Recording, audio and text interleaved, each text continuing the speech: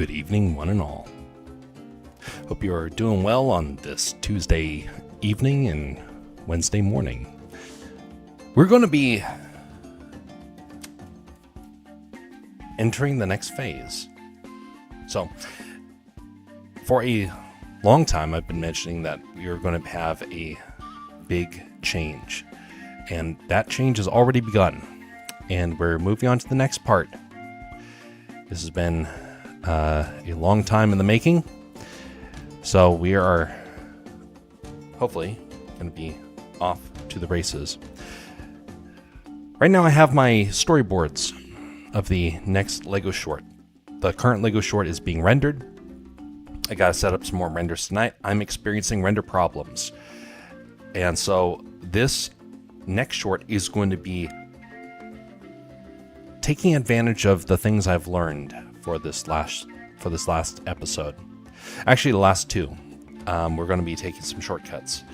And that means we're going to be utilizing a couple of animation techniques that I have been avoiding because it takes more time to develop. But based upon how long the renders have taken, there's no point in skipping that step. I thought for certain that based upon the updates that were happening to the software, that it was going to get easy, that it would be basically no problem. Boy, was I wrong.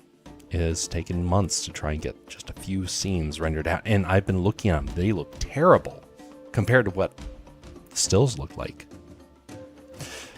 See, something I didn't think about was that when you are working on big projects, you take forever and a day to see the renders. So then you can't go back and correct them in the same way that you can do on smaller projects. In retrospect, I've actually done quite a few renders in the past where I actually went back and re-rendered with no problem.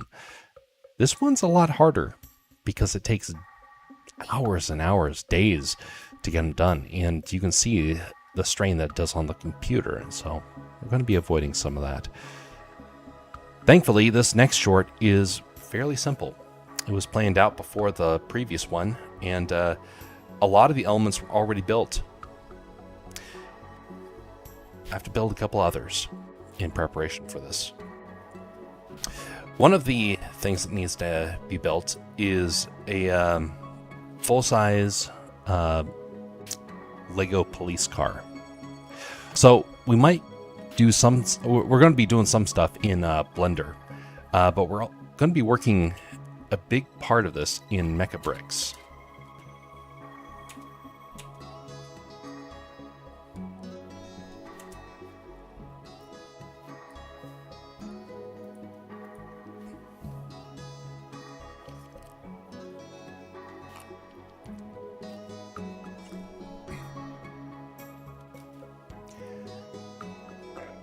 All right, let's see what is currently available out there.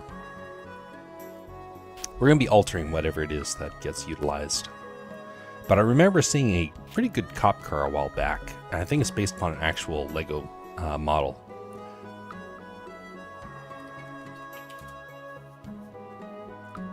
The cop car is barely going to be in the episode, but it is in there for just a little bit. So I wanted to be a fair size. Growing up, I bounced between two social groups, the Gothic kids and the country kids. They called me Goth Brooks. That's good. Greetings there, North Carolina native. How are you doing?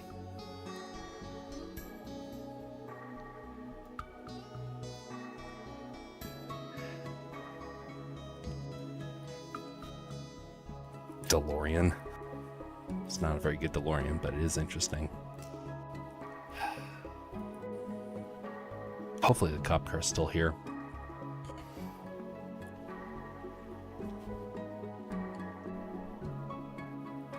I guess I could make one. I just don't know how long that one would take. Doing well, hope you are too. Well, things are going decent. Oh, there we go. I think that's it. So we're going to open up this. This last week has been full of updates. I'm going to be mentioning this twice during the stream. That's weird. Okay. All right, so we're going to take a quick look at what I built over the last year, because this is a big part of what you're going to be seeing over the coming weeks and months. This is the website that I have been developing for the last couple of years at this point, but the last year itself has been a big part of what I've been doing. And so it got a little bit of a facelift on the homepage, but that's not where all the cool stuff is. First off, we got a more refined content area, and it's going to start getting some things populated into here in the future. There's a couple of sizing issues I need to deal with, but that will come in the future. But one of the other things is that Stream Radio has been updated. Stream Radio now has more options and is a lot smoother. And so it is something that I really look forward to really leaning into over this next year. There's a lot of neat things I want to kind of to do with this, you know, more than just the typical things like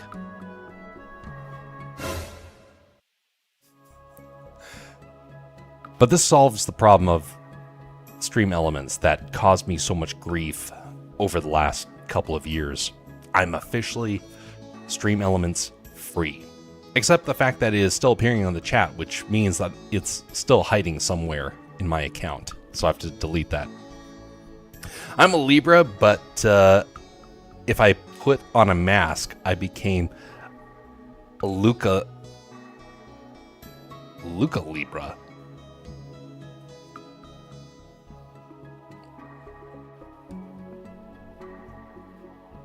That one went over my head.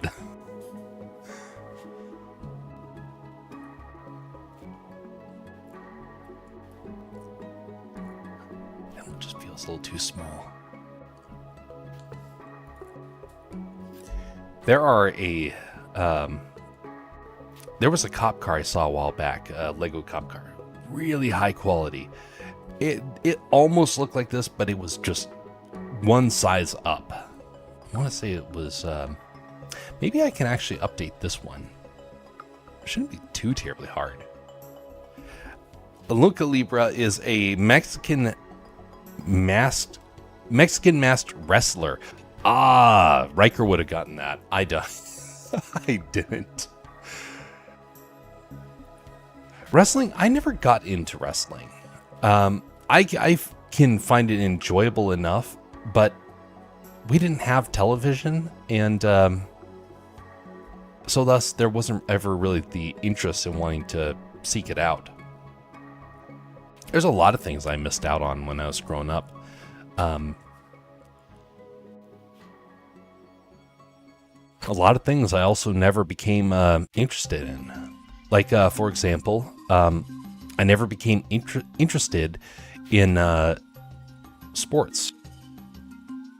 Like, I couldn't care less about sports in many ways, but I love the Olympics. In part because I watched the Olympics growing up. I did not watch sports. So, it is interesting how that stuff kind of, you were influenced in your youth, sometimes in ways you don't quite understand until you get older. Might grab the roof of that one.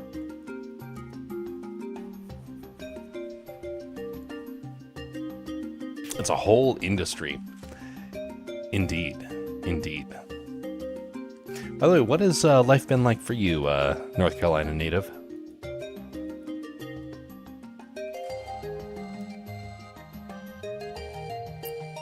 I see there's a lot of bad weather down south, and so I don't know if that affects you at all, but it's kind of weird. I'm on the opposite side of the continent, and so when a storm hits, I don't even think about it. I'll see like, oh, there's flooding in part of the country. I forget how many states get impacted, because up here it's just, one state. And if there's a massive storm, over in like Canada, there's probably no one living in some of those areas. And so you don't know about it. You don't hear about it.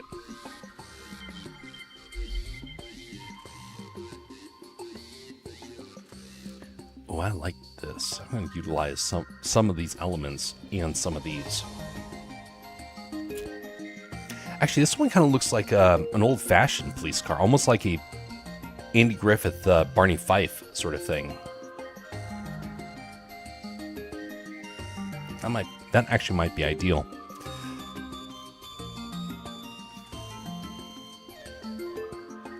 I like Venn diagrams, but not as much as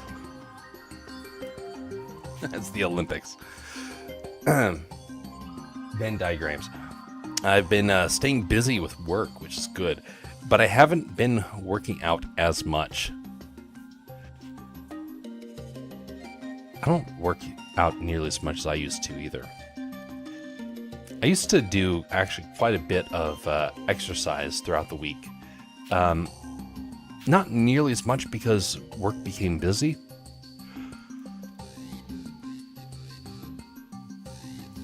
And my local gym decided that they wanted to throw their hat into the political ring and became a hot spot for some heated debates. So I ended up not going back. I canceled my subscription to them, and there's not a whole lot of options up here for gyms, and so I haven't been able to find an alternative.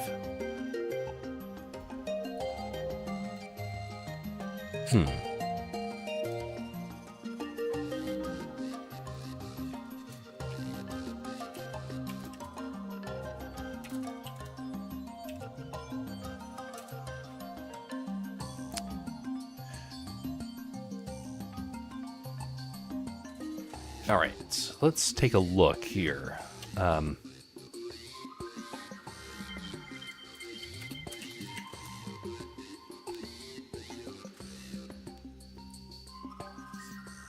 There we go. Yeah, it's kind of similar. Kind of similar. I can work with that. Okay. Classic. Greetings there, Bastion. How you doing? Did your gym let trainees into the women's locker room? Oh, yes, you probably did hear about that. Alaska was ground zero for that debate because it happened in our state.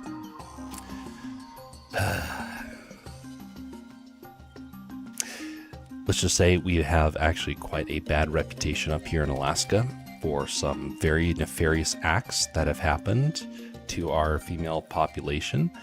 And so when I see a gym making a statement like that, I'm going to resist it. I'm going to step away from it because the tragedies that have happened up here are very bad. And that's just going to make it easier for those problems to surface again.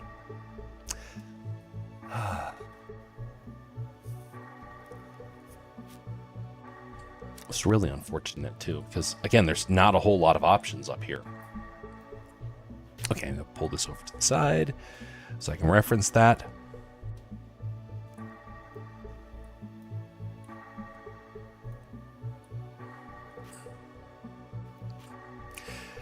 There is one other gym in the area that was like an option, but they cost $100 a month. Over $100 a month. And I was like, well, I'm at least willing to give this a try. I went over there and asked them, hey, where do you stand on this issue? And, well, let's just say they gave the exact same response. So I'm like, well, okay, we're gonna walk. We're gonna exercise like the good old days. Walk and do labor. This is Alaska. It's pretty easy to do that stuff. Good, still working on a script. About a third of the way done. Huzzah. Hope it turns out well, Bastion. Look forward to seeing the creation you come up with.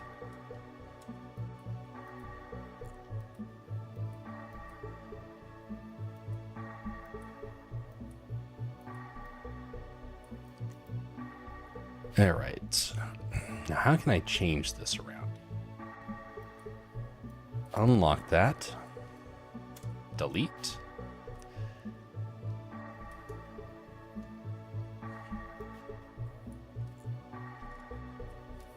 Well, I need to get to bed. I'll check in on you next time. Much appreciated for you stopping by and giving us a few good jokes there. North Carolina native. Rest well. And we'll see you next time, whenever that is.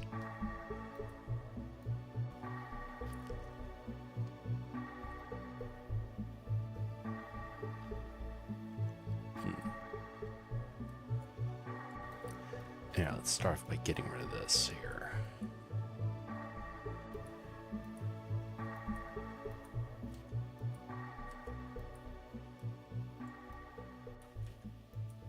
It's going to obstruct from the camera view.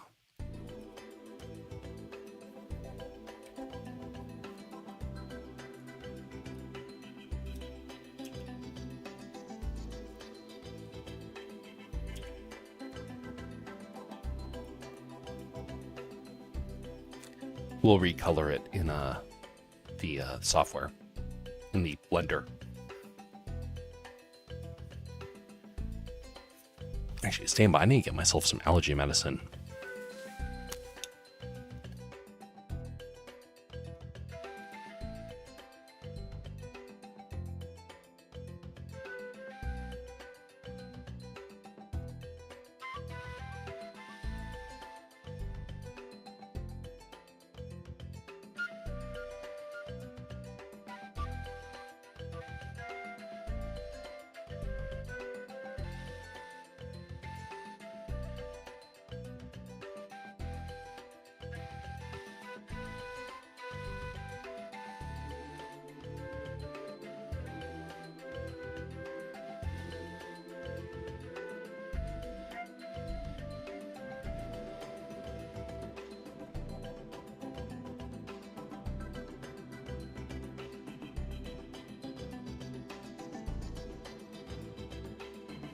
All right.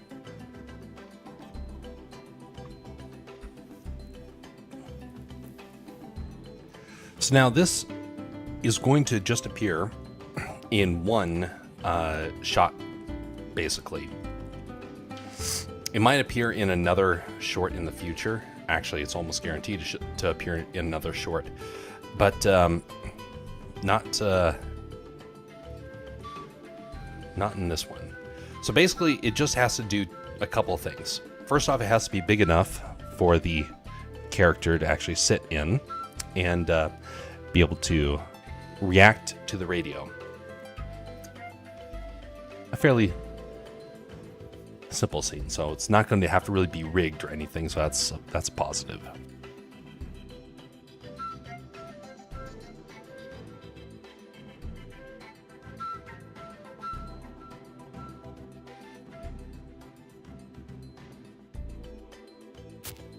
Oh, one other thing I wanted to mention about. So, the Silverado got a fairly big correction for the UI for the phones. So currently, now it is much more consolidated, and so thus it makes it very easy to be able to interact using this.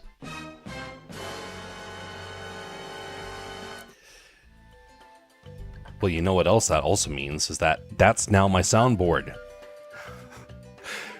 I can't tell you how excited I am for this, because I was looking at soundboards and they were super, super expensive. So now I got all these different streamer elements I'm going to be adding into here, so that whenever I want to be able to interact with it, I can just very quickly do it.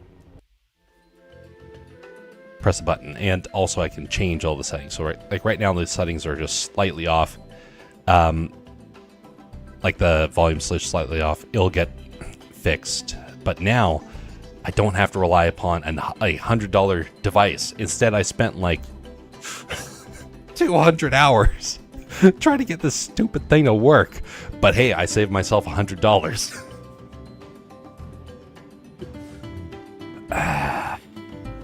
I'm being smart. What a piece of garbage. I mean, it was a lot of fun to put together. I will say that. But,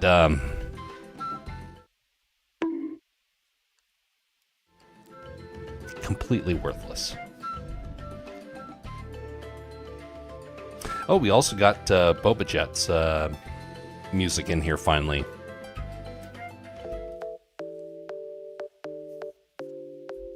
It was just one track, but it is something where I want to try and add some other people's music in here, so maybe in the future we'll add in that stuff.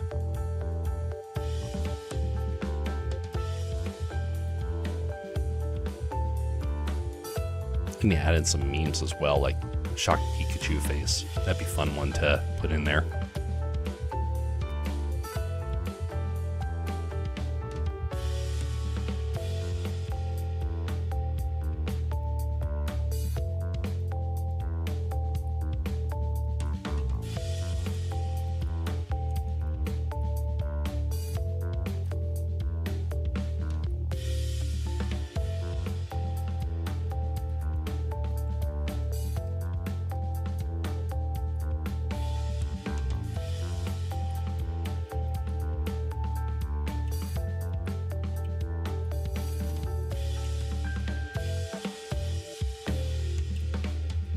This radio now has the ability for signups, which we've not been able to do until now. Up until now is basically like you have to basically DM me, and then we could be able to get set up. So we actually had a couple of people that wanted to be able to use it in the past, and they're long since gone. They're not around right now. But that was something where I was like, dang, can't be able to change that around. That being said, there's still a couple of bugs with the system, and one of the bugs I've been fighting with is the fact that if I want it to be live updates, that means I have to actually upgrade the account. I do not want to upgrade the account, so I'm probably not going to do that. So that means some things are going to be slow to be changed, and it's going to happen.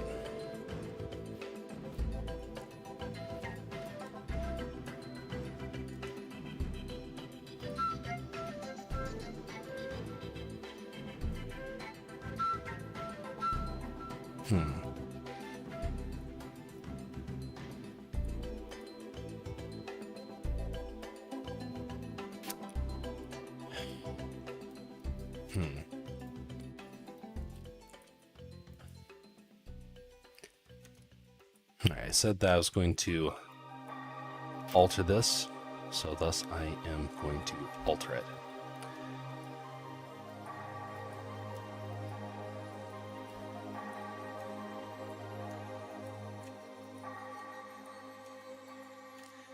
I am not very good when it comes to designing stuff in Legos. I've gotten better, but I am not good at it.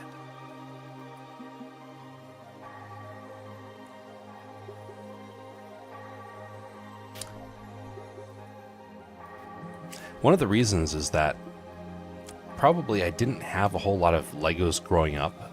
I mean, I did have a lot, but they're mostly bricks. I didn't have a lot of the specialty stuff that people have nowadays. And so for me to be able to do stuff as a kid, I had to always try and think bulky. And so I never got the hang of it to really master any sort of building techniques.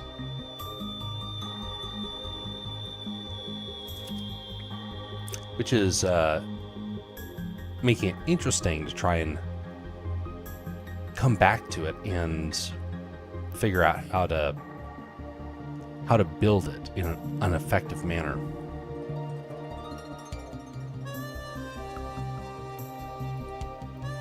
Let alone on the computer.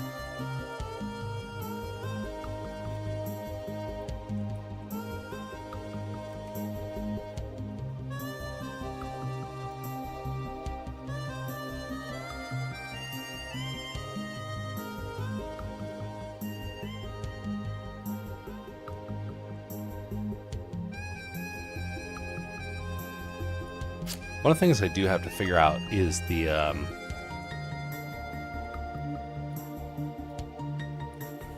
oh, one of the things I got to figure out is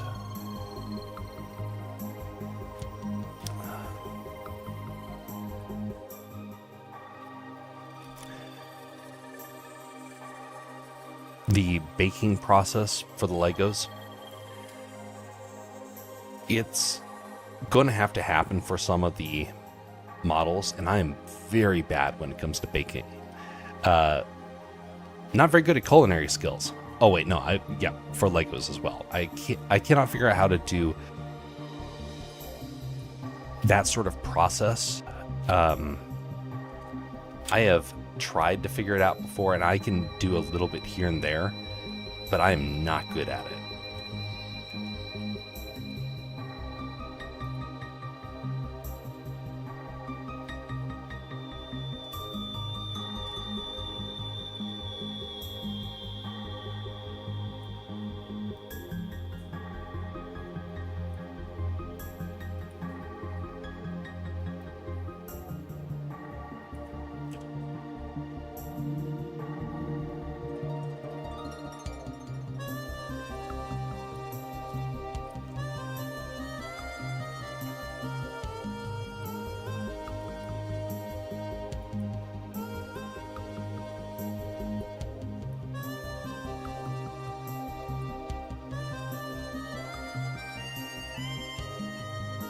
Why is this not selecting?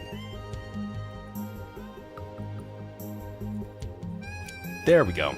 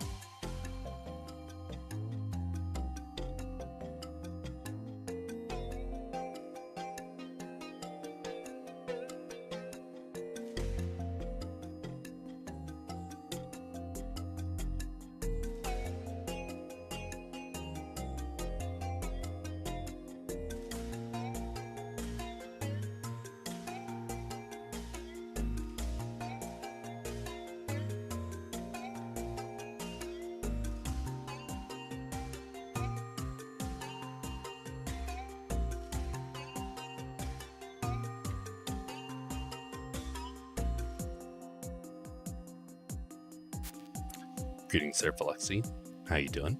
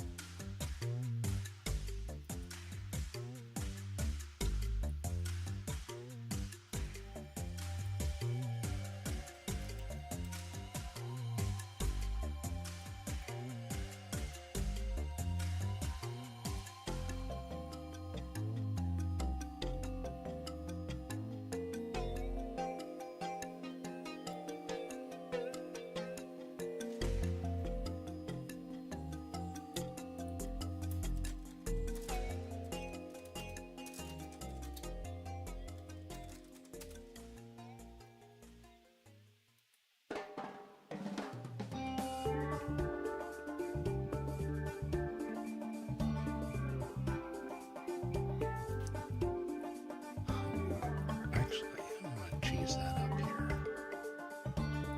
Move that over to the edge, because that's what the actual design is. So we'll do that instead.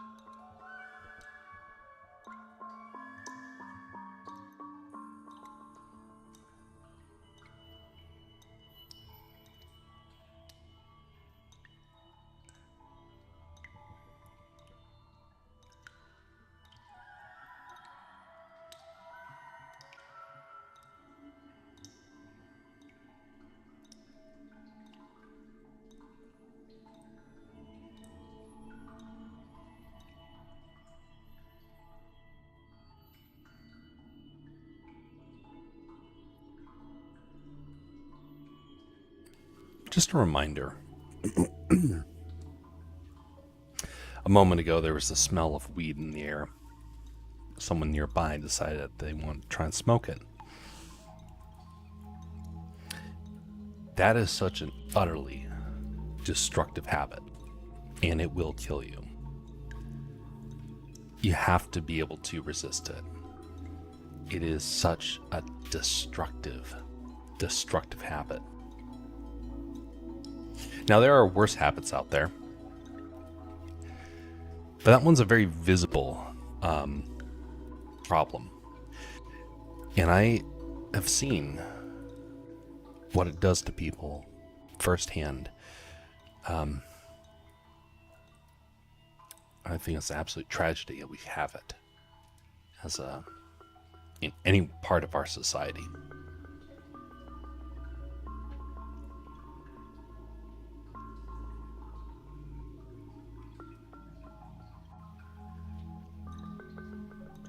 Let's go with sharp angles on this one.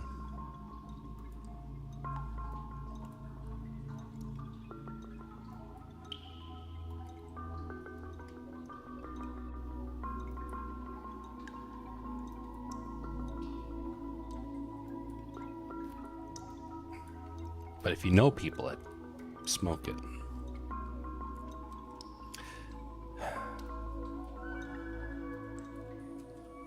it's kind of hard to even communicate because our culture is so excited to have any sort of substance abuse.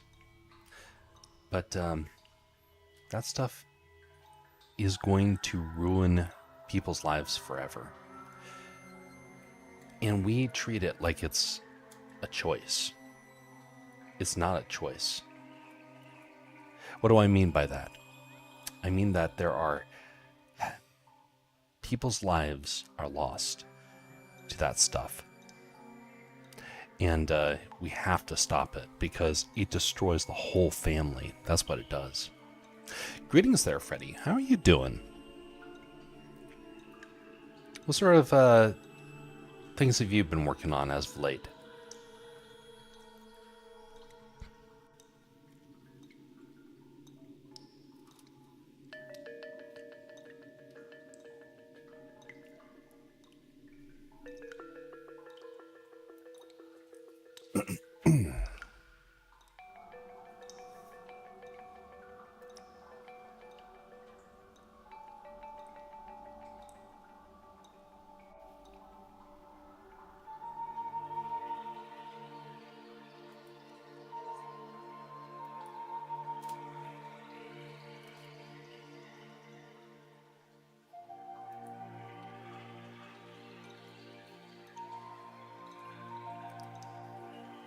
Where is that brick that I'm looking for?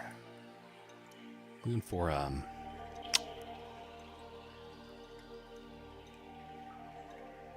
bows. What? No, that's close. It is indeed close. I'm awake because we have too many earthquakes today. Oh. Dang.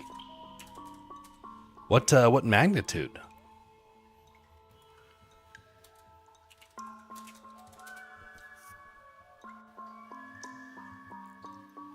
Past 7 days, 77 earthquakes. Hokey smokes.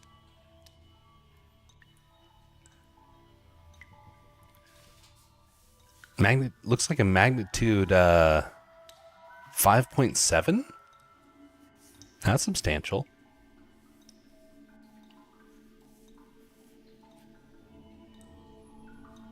Oh yeah, there's a map that I just seen, and there's quite a few they're popping up all over the place.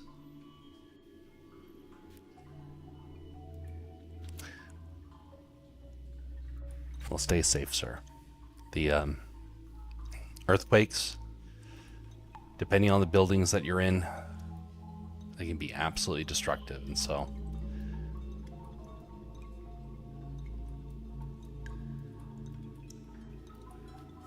we had you might have heard about this one, but we had a very strong earthquake back in 2018 up here in Alaska. And while it didn't have a very high magnitude rating, the people that experienced both this one as well as the 64 earthquake up here in Alaska, which that one was in the 9 point something, this one was more severe in terms of just the shock. It was like the whole earth got hit by a baseball bat. Everything just lurched over to the side. It was a very weird sensation. I remember seeing the walls bowing in and out, just hitting everything like a baseball bat and sending it across the room. It was something. But earthquakes are not to be trifled with.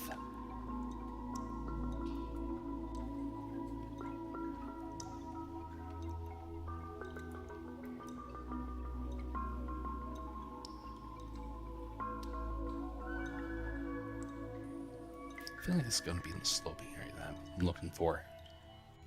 It's not.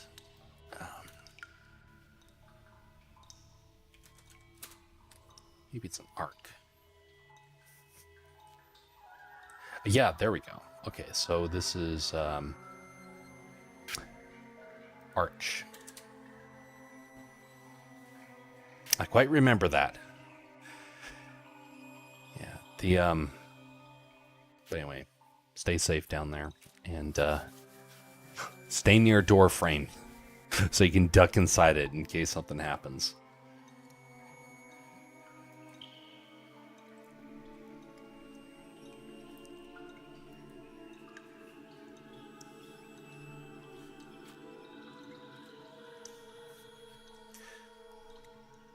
There's some areas in this world that get, well, they get huge earthquakes and their buildings fall apart left and right. One of the worst areas to have an earthquake is Indonesia, or the greater area around Indonesia. Horrible, horrible position to have to be in for that. And I'm glad that I don't have to deal with that, but there was a couple of times where I was actually living in areas where it could have happened.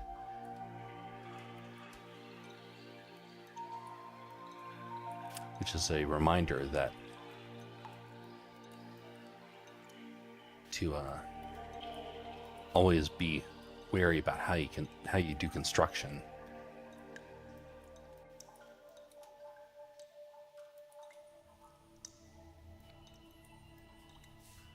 I've been looking at housing options up here in Alaska, and one of the big problems is some of the homes that are like affordable would fall apart in an earthquake. So I can't get those ones.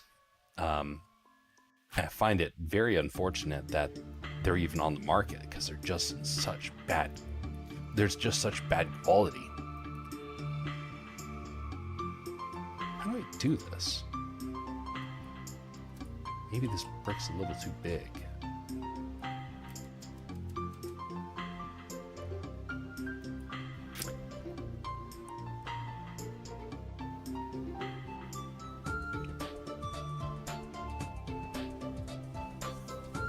The fact that kind of terrain affects the amount of destruction levels of an earthquake, it's freaking scary. Yeah, I saw the news about Indonesia. Indonesia is not a place you want to be during an earthquake. There's a really disturbing movie out there about the Indonesia earthquake. And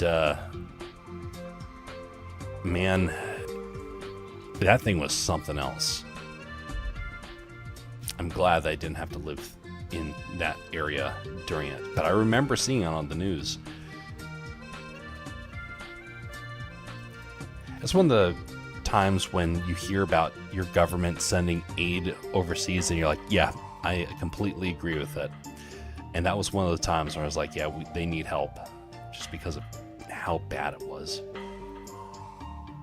But it's also a reminder to us to be proactive about how we prepare for stuff like that.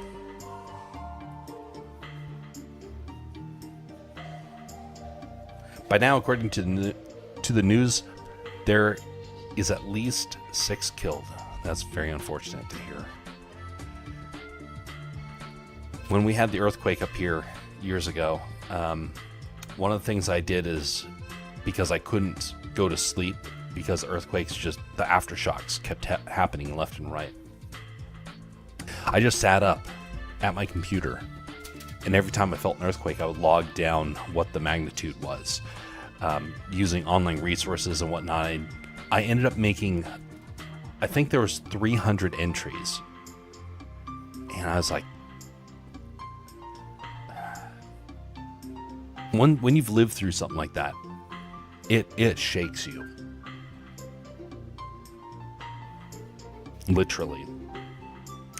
It shakes you in such a way that you can never really feel an earthquake without kind of having a bit of a flashback. Thankfully, I'll probably never have to live through another earthquake like that again. But people across the world will have to live through earthquakes like that again. They're kind of cyclical. And so, if you live through a really, really big one, that probably means that you're good to go for a while. Sometimes. That's a lot. Yeah. Yep. I mean, every few moments, you just feel the whole area just start rocking. Like, oh, here we go again. You brace yourself, and you're hoping you don't have to dive for a door. So the max that we got was, when it was recorded, it was a 7.4, but the aftershocks were all 6s or almost 7, and so they gradually got smaller and smaller. But it was like every now and again, it's like, here we go again, another big one. But almost nothing got destroyed up here. No one perished.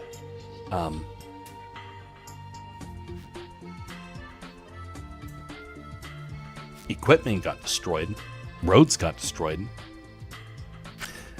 but that was quite the miracle in that sense, because everyone was expecting to go onto the news and see like massive casualties, and there was none. No buildings fell apart.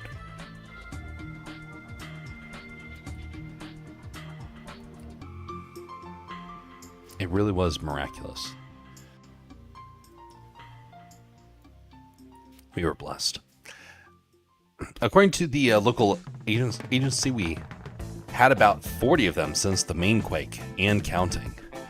Well, they'll probably keep going on for a couple of hours to a couple of days.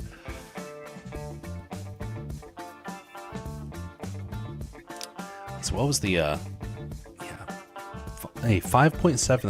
That's not minuscule. Especially depending on the area, that can actually be far more severe depending on the kind of terrain.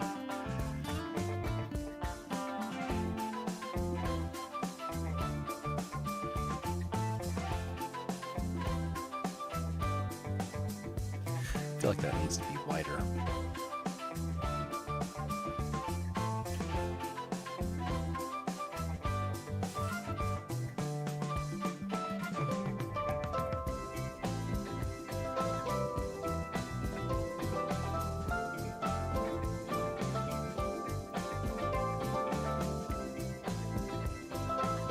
Oh no, that's what's going on with that. It's like, why does that look so off? It's because they're supposed to go to the edge. It's supposed to be like that. Okay. Because they have to shine outwards. And the other way was just causing them to shine upwards only. So we'll get rid of those and we'll find another brick to utilize.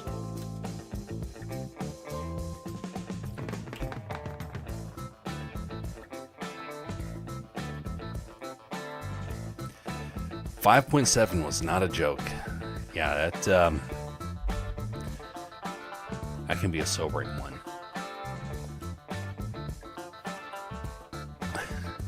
When I was living on the East Coast,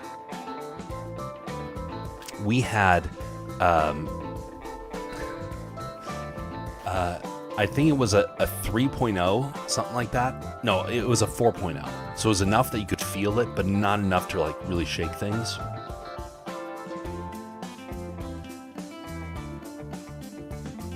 Everyone was freaking out, and people are saying, "Oh, the end is near," that sort of thing. And in the end, it only knocked over like a few chairs. It did like no damage whatsoever. And so it was all a bunch of panic for nothing. Or at least that's what we thought. And it turned out, after some time had passed, that there was actually a very good reason to be worried. And that was because the East Coast was not prepared for anything like that. And what I mean by not prepared, I mean they were actually, the infrastructure was not designed to withstand that sort of stuff. And so if you had an earthquake that was any higher than a 4.0, that would cause a lot of the buildings to start collapsing because they never expected to have earthquakes. A lot of them were made out of brick, and so they're fairly fragile if an earthquake were to hit. And so suddenly that 4.0 became, ooh, that's actually a little spooky, because that means the next time it might be more severe. Lo and behold, they found out now, DC's on a fault line. Most areas in the world are built on a fault line. So we always need to start to, we need to really start realizing we're going to have to brace. What? The end is near, says Bastion. But I come here to have a little peace besides this tragedy. I can relate to that. There are some people that get too nervous of an earthquake, sadly myself included. Well, the best thing is that once the first really strong quake hits, it gets easier and easier. And so yeah, it'll be a little unnerving for a while. And I expect for a couple of days it will continue to rattle you. I actually knew somebody who they were living up here, and they moved out of state because they could not deal with the earthquakes anymore. But here's the thing. I know this sounds terrible, but it's actually kind of ironic. When you have to deal with an earthquake, especially a severe one, kind of like what you're going through, earthquakes get a lot easier after that. A whole lot easier. And so people that have experienced it up here, now we feel an earthquake and we're like, oh, that's just another earthquake. Things are rocking back and forth. You get a little numb to it. If you know the precautions, it gets a lot easier. Greetings there, Pantheon. Much appreciated for the lurk.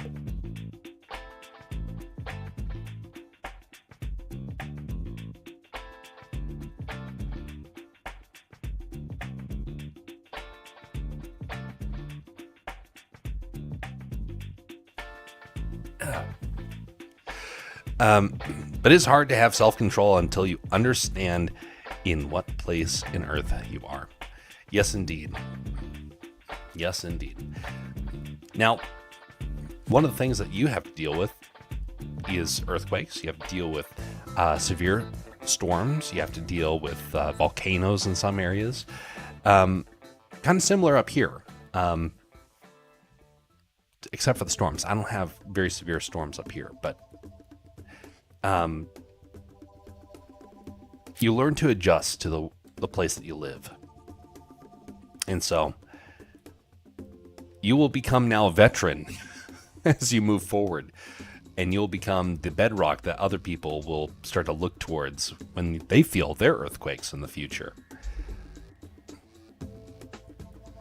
But in the meantime, just make sure that you stay as safe as possible. And definitely always stay near a door frame. For those that don't know, if you're not from an earthquake-prone area, you might have heard this thing about doorways before.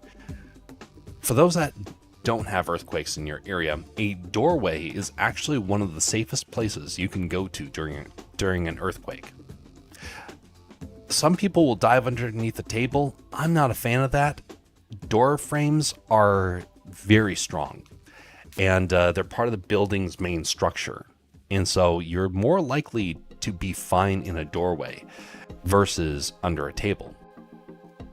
And so whenever we have an earthquake up here, one of the things I do, get up and get to a door frame. And I brace myself against it and wait for it to pass.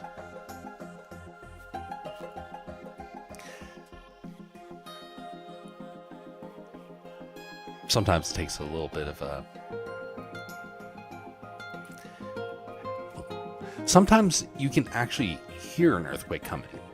Now, when the big earthquake hit up here, I could hear it seconds out. I was like, what in tarnation is that?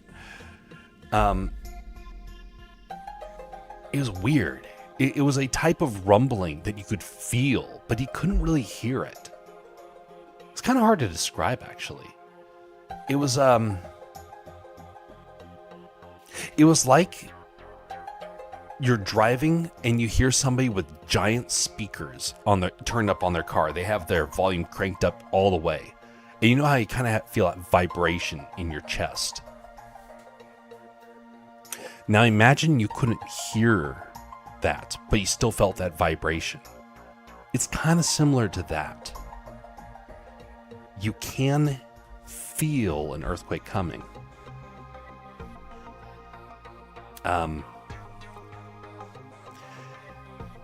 Now, sometimes it's very loud and very obvious as what's coming. For the one that I heard, it was a lot more subtle than that. But yeah, there's some animals in this world, they can hear an earthquake like hours beforehand. In Japan, they actually use some fish to be able to detect when an earthquake is coming. And they're actually reliable. Where I live, we have three main problems: an active volcano, storms, and earthquakes. Yeah, you can hear that. Yep, it is quite something when you have to deal with that. But by the way, for those that are listening, make sure to offer up prayers for the folks dealing with earthquakes right now, because people have gotten hurt so far, and we don't want that number to increase at all.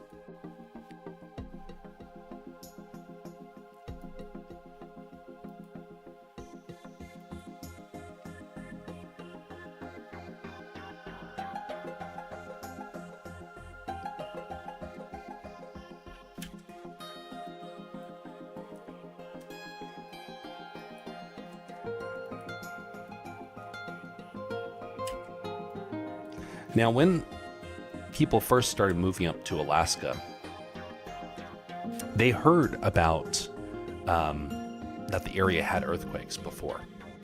But they didn't really know what sort of earthquakes. It didn't become apparent to them that it was going to be one of the most seismic, well, one of the highest seismic areas in the world.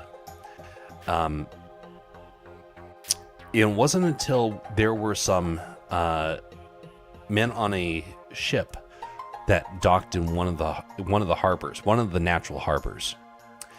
And as they were waiting there, they had mountains on either side of them. And an earthquake, a massive earthquake hit. And it caused a wall of water, hundreds of feet tall, to just pop out of nowhere.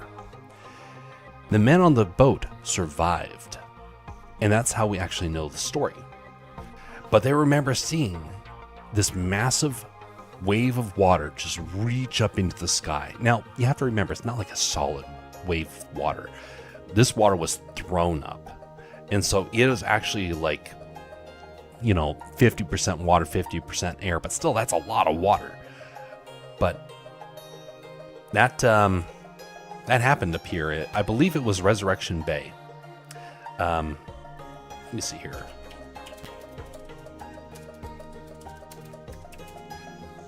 This is what it sounds like.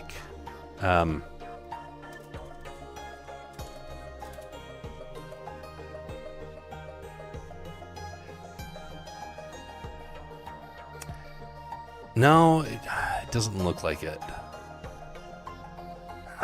Dagnabbit, I can't remember what bay it was. Yeah, it was a tsunami like nobody had ever seen before. Let me see here. Alaska, 1800s earthquake tsunami. No one ever thought that a wave could get this big.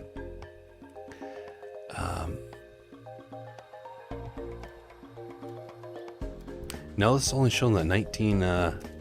Oh, here we go. Oh, no, that's not it. It's only showing me stuff from the 64 earthquake. Tallest tsunami ever recorded.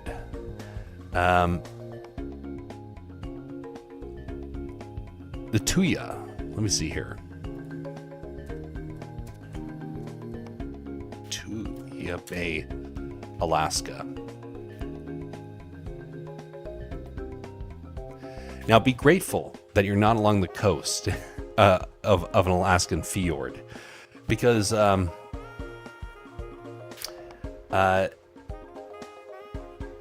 was higher than the Empire State Building, and men survived that. But in part, it was because a massive landslide happened at the same time as the earthquake. And so, yeah, earthquakes in Alaska, very, very severe. But yeah, just imagine massive wall of water as tall as the Empire State Building just coming towards you. I'm glad I don't live in that sort of area. I'm a bit further inland. That ain't going to happen. But yeah, this actually sparked the study of earthquakes up here in Alaska, and it has been a big part of our history of studying the process of how earthquakes behave. Let me see. Is this going to be just sensationalized nonsense? Terrifying stuff. Yeah, AI nonsense. Okay, forget that. We don't want to see the lies. We want to see the truth. Yeah, that's all fake. That is all fake. Okay? I hate AI. It's bad enough when people sensationalize stuff, because I mentioned to you, it wasn't a solid wall of water. But they're going to pretend like it destroyed villages. There was no villages. There was men on a boat.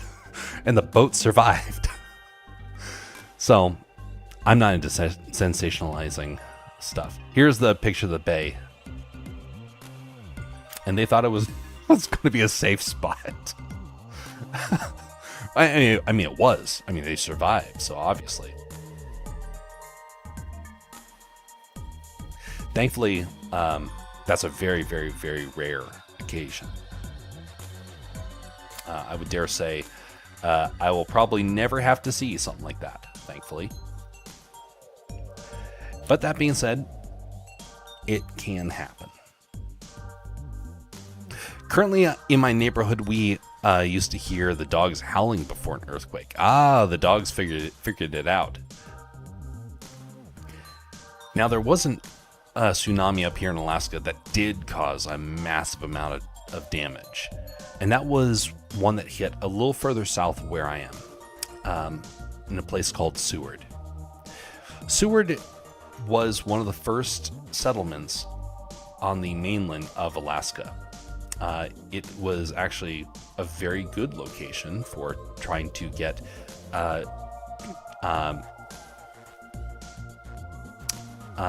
the rail system up and running. So it was It was ideal.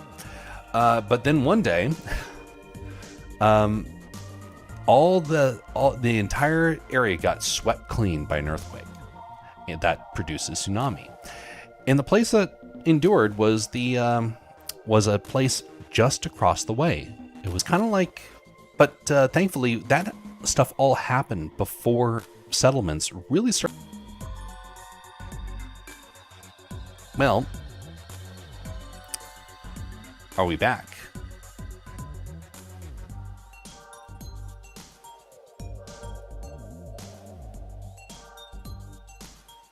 Testing 1, 2, 3. Are we back? Well, it seems like. Okay, well, sorry folks, that is my bad internet cutting in and out. Oh no! Hopefully it returns, but I realize that there's a very real possibility to probably killed one of the streaming platforms. I'm checking them right now. Uh-oh, okay, so it looks like Rumble's back. It looks like Twitch is back.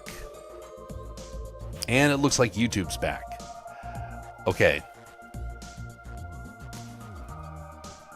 Yeah, there we go. Okay, everything's back, it seems. Very bad internet. Worse in the state, I like to joke. I want to upgrade, but I can't. Not because I can't afford it. It's because it literally cannot be done in the area. There's not the right cables here. And so the upgrade option doesn't even exist. Audio is cutting. Audio is cutting. Phooey.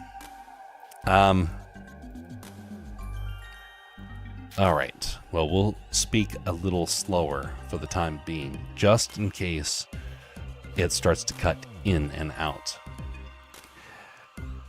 It is going to be something I need to try and figure out over this next year. I want to try and upgrade somehow. I can't get Starlink. I'm not in an area that can actually see the sky appropriately. But I might actually have another solution in the future. Is a very unlikely option, but it might happen one day, which I'll actually be able to have high-speed internet. We'll see.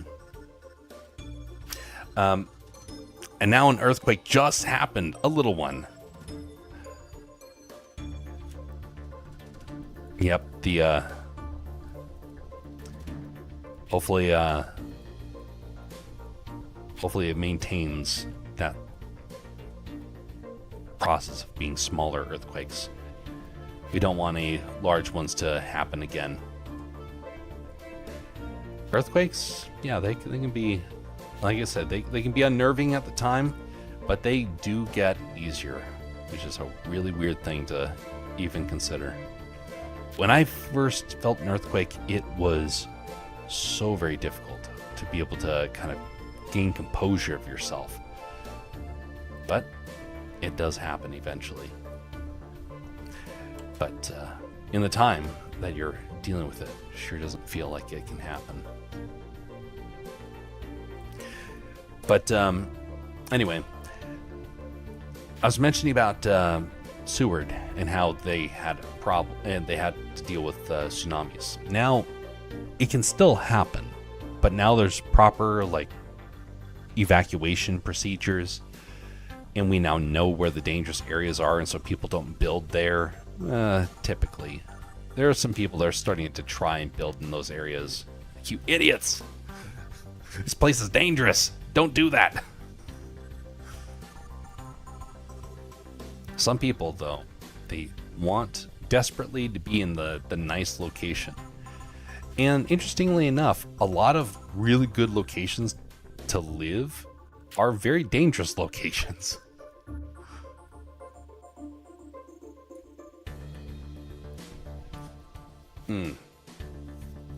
By the way, before we go too much further, I want to take a brief moment to mention about the big update that happened to Castercraft. I'll be doing this just twice per stream. until after a couple days have passed. Then I'll kind of let the whole thing drop. But this is the new website. It has been massively overhauled.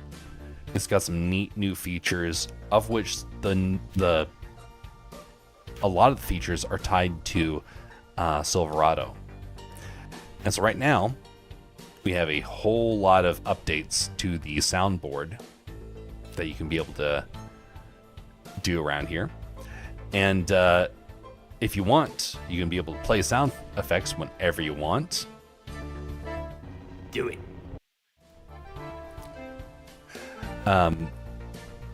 We have some music that you can be able to play, of which now we actually have a couple of, well, we have a piece that was brought in by Boba Jet.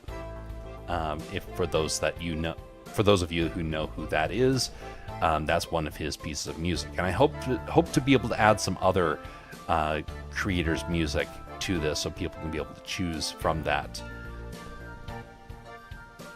But anyway, that is part of the big update that I wanted to just show you guys. And there's more to this, but it will get revealed as time goes on. The last thing is that I have a short story that's going to be coming out very soon. This is going to be a written one. Pharaoh and the Smith.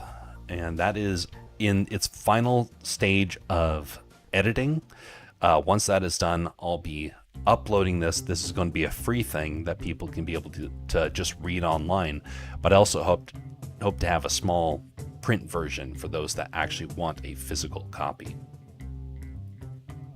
There's some more things that will be appearing there, of which one of them is that there is the Milo's Adventures is actually getting a novel written. And I'm in I have the first full draft done. Right now it's going to the second draft, and that's when things are going to get a lot more interesting. Anyway, we'll show more about that in the future. Gosh, the audio cutouts are annoying. Let me refresh. It might be all the seismic activity that's taking place down where you are.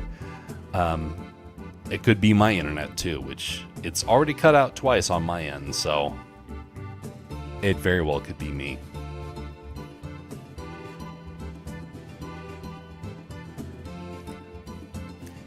Someone actually offered to help me get like high-speed internet, but that was back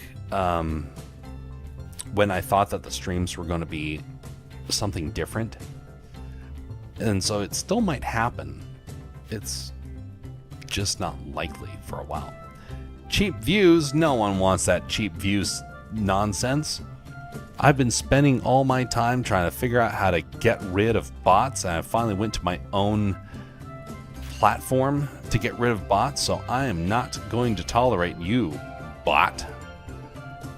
Get out of here, bot. Banned. There we go. Wonderful. Was my end, now it's fine. Huzzah! Well, it's also my end too, by the way. When it cut out earlier, that was my internet cutting out entirely. Like, I lost OBS, all the other things happened, so who knows what's actually going on. But glad it got refreshed.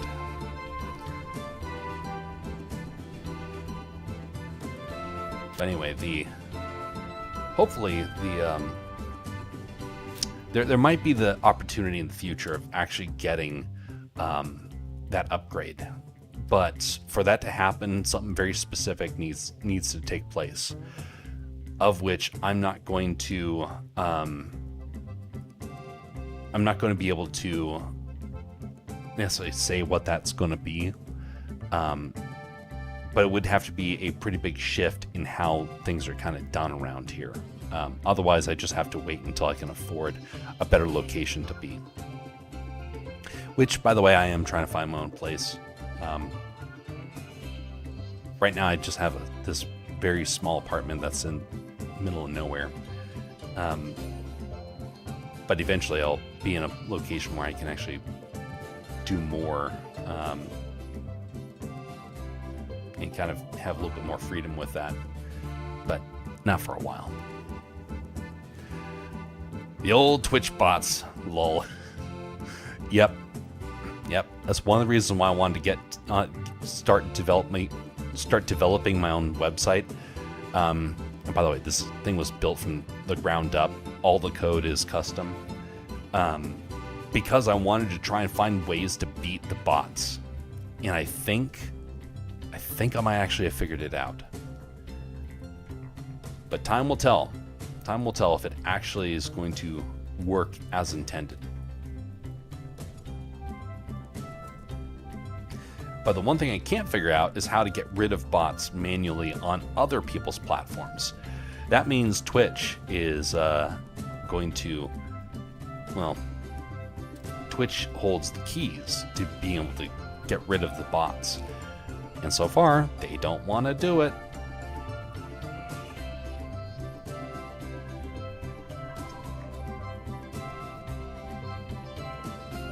Darn, this piece won't connect there. Yeah, we're going to cheat it.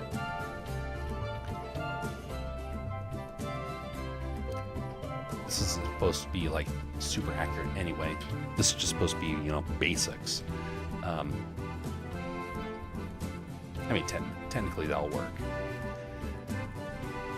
And yes, this thing is designed to look like an older style police car. Mostly because I am terrible at modeling Lego projects, and so I have to go with some of the easier sort of concepts out there. So it's like a merger of the old and the new. Maybe I'll actually do this.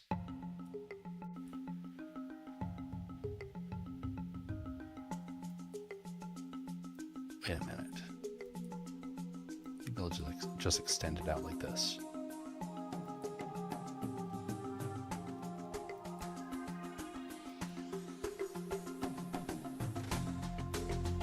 Yeah, I like that. Yeah. Oh well, we'll figure this. We'll figure that part out later, when it actually goes into Blender.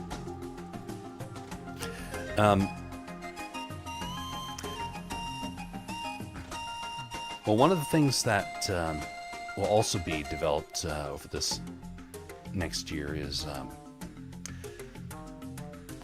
that's going to be making a return this year, is the art redeems.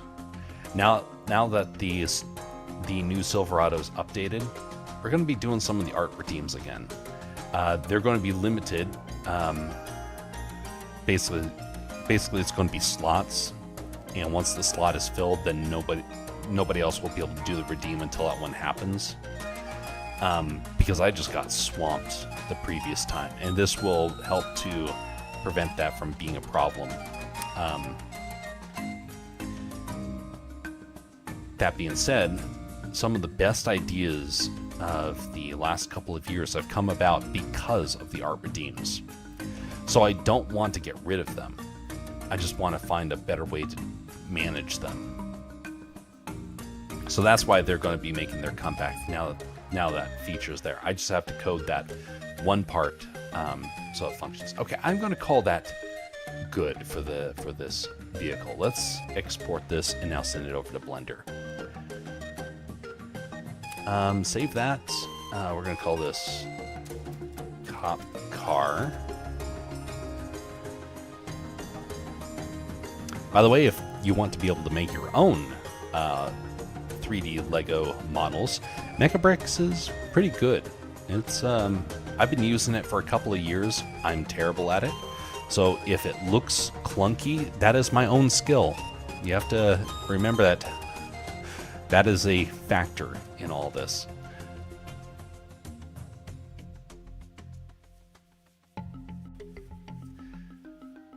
Okay, so now we're going to export this.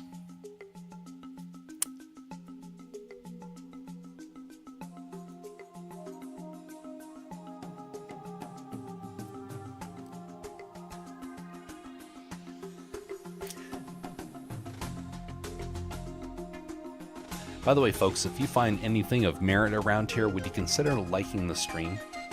And if you don't see anything of merit, feel free to dislike it. If you dislike it, you know what? That's fine.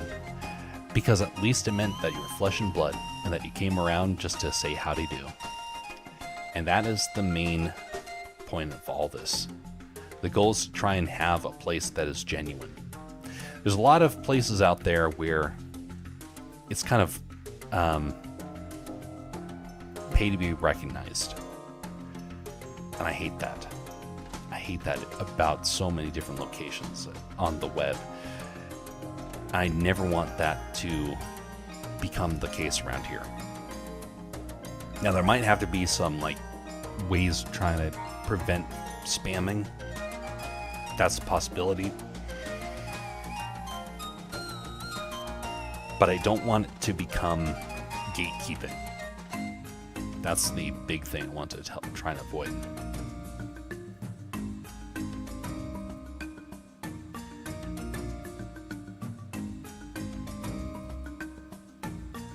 Okay, so we're going to minimize that. Extract.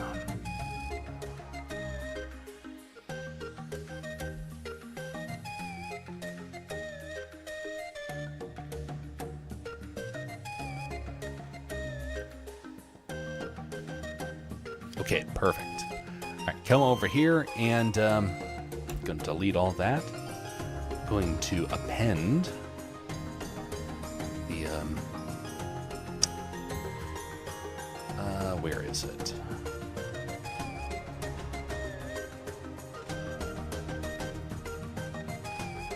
Brick collection. I really need to update this brick collection. There's so many pieces that are missing from it right now. I've been kind of looking the other way and thinking, oh, I'll get to that later. Okay, we want colors, and we want the brick collection. There we go.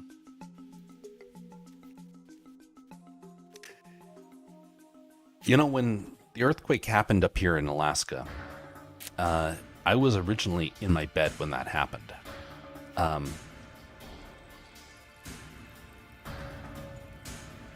I woke up, and that's when I heard the rumble. And when I ran outside in my bare feet, and there was snow on the ground. And on the ground, I could see crack marks starting to spread out everywhere. Well, not everywhere, but it's like there's some areas that crack marks were starting to form. And I had no idea what they were. I thought, that's very unnerving. Are these crack marks, like, how deep do they go? Well, surprisingly not very far. See, cracks like that are all surface level. It's the soil settling. And so the very top layer of soil gets stretched and it cracks. So it's probably about a foot thick, a foot deep, that sort of thing. There was one area where it was actually dozens of feet.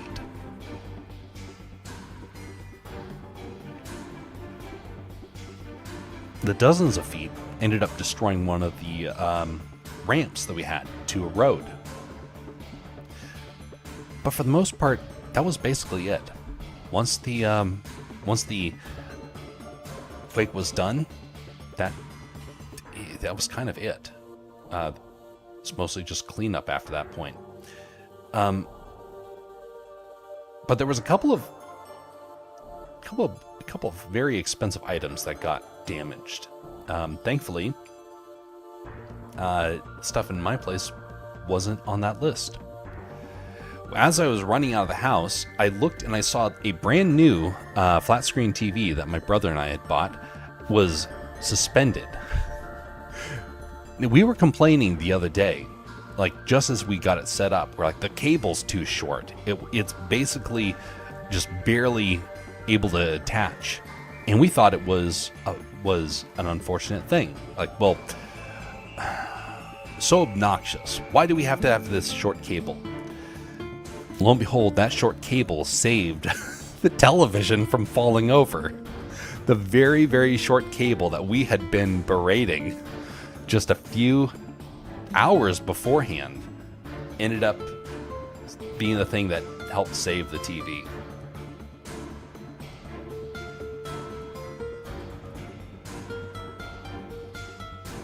Okay, where's the car?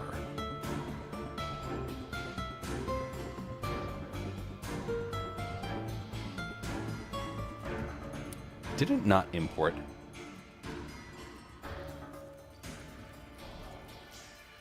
Nope, it didn't. Okay, let's try that again. Import.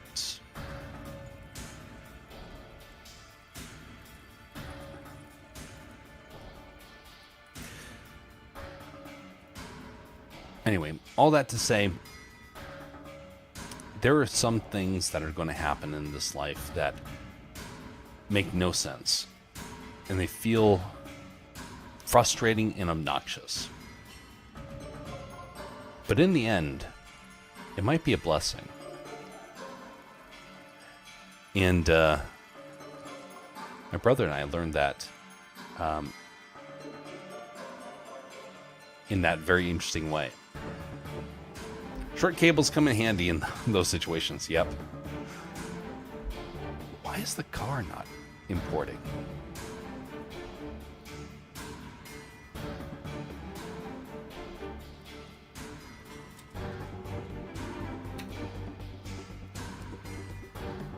Let's hide that for now. Let's bring in a new cop car. Let's try and import this once more. Actually, let's save this file first. This is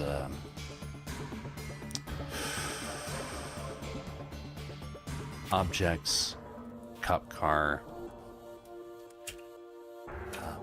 project 4, episode 5. Cop car version 1.0.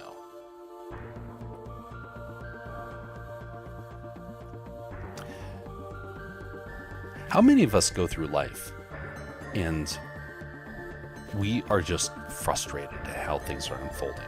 Like, what is the point of this? Why did this have to happen just this way? And then no object selecting. Did it export at all?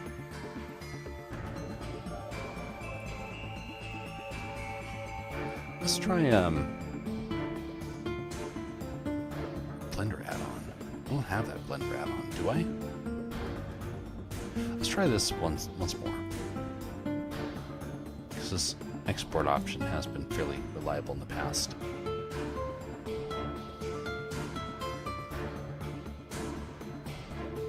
Cop car 2. Okay. But anyway, you can go through life getting very frustrated at things. And things might be frustrating because a blessing is about to be given and you don't quite realize it.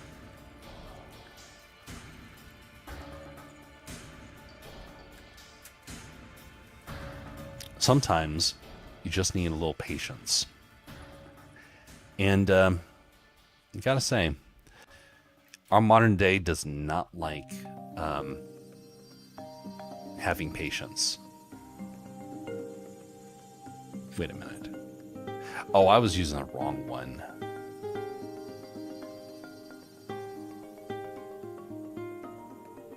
Wasn't I?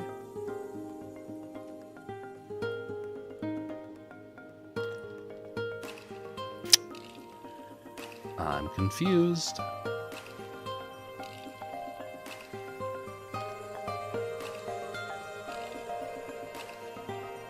There we go. All right, wunderbar. All right, let's see. I have to scale it up 100, I believe.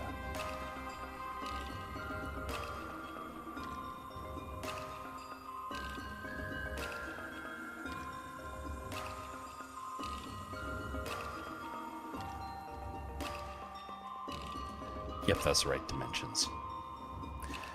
All right.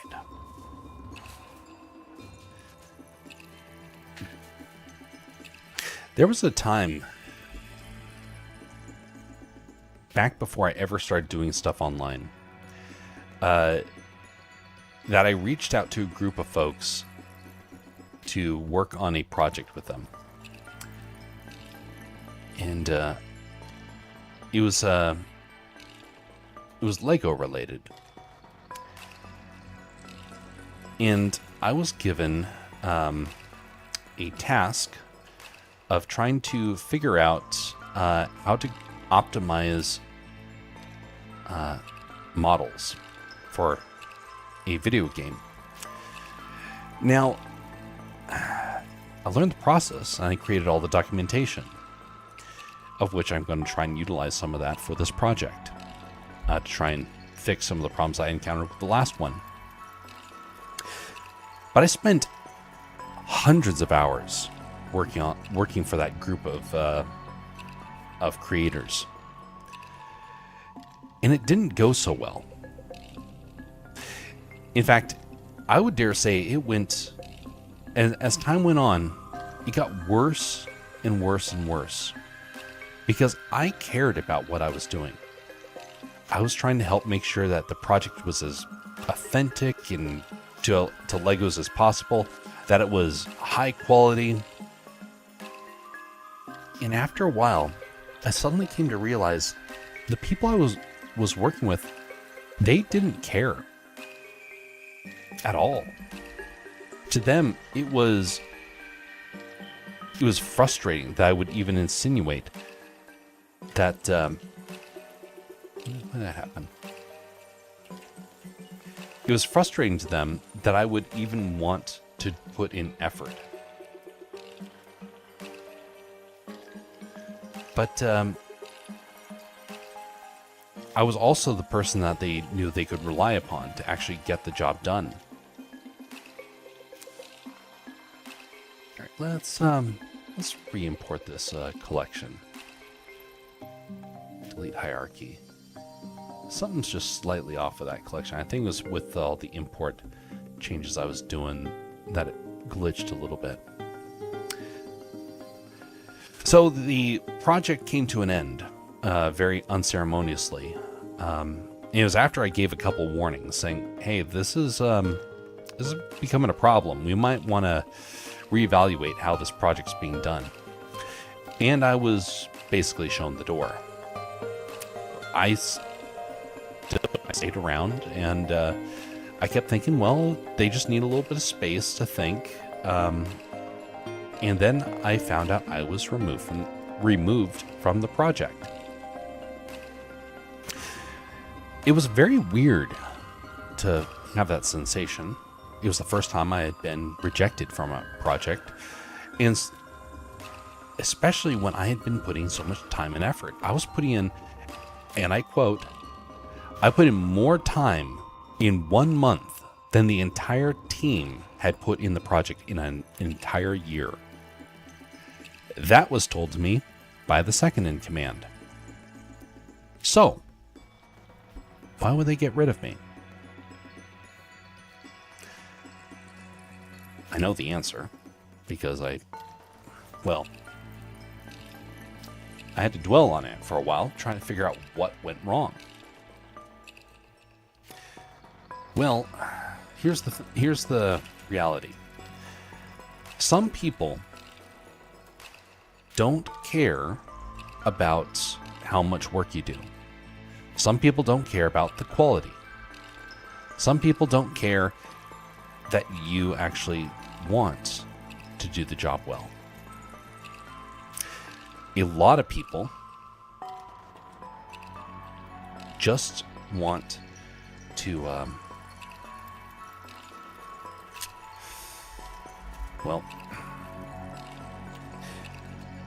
they just want to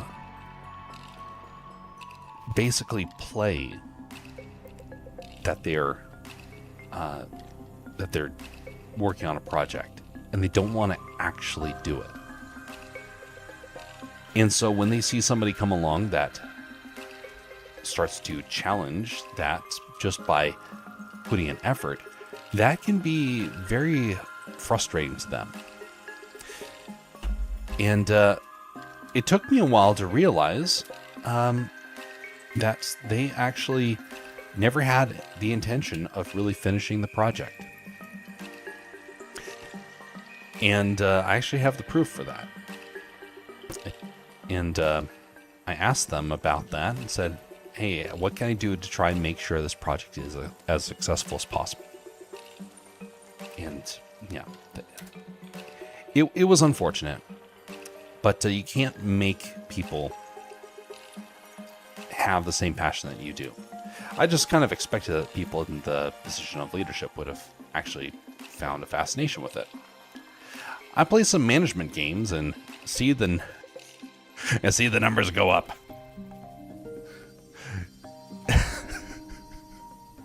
Indeed. Be right back, says Freddy. Hopefully another earthquake didn't happen.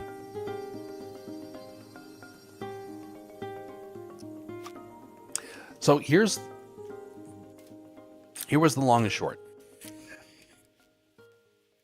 I had a deep desire to add it to my resume.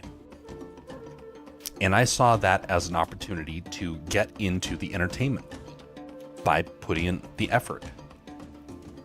The people I was working with didn't want that. They didn't want to enter the industry. And so thus, if you tried to reason with them and say, hey guys, don't you realize where we could go with this? They couldn't care less. I don't hold it against them. I find it very unfortunate that they didn't see the potential. We had the blessing of the Lego company. They've not done an update, like a legitimate update, in months. Years, actually. But it all came down to one moment. One very specific moment that caused everything to fall apart. And that was when I presented an idea for what the game's jungle area could be. And I had been entrusted with that. They said, hey, we need some help with it. Nobody can figure out what to do with this section. I said, fine, I'll tackle it. I'm willing to give it a shot. And when they saw it, they got very upset with it. I couldn't figure out why. Well, turns out that there are some people that are certain that if you mention something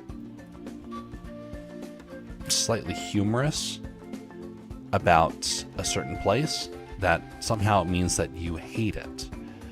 It's what we would refer to kind of as a woke sort of mindset. And so when I suggested, hey, let's play off of some of the creative ideas that Lego did in the past, to them, that was insulting, because that meant that we were going to have to explore some ideas that to them were not good. Now, I'm not going to necessarily say that they were necessarily wrong for wanting to kind of go in that path, because I can understand why they would want to do things that they believe in.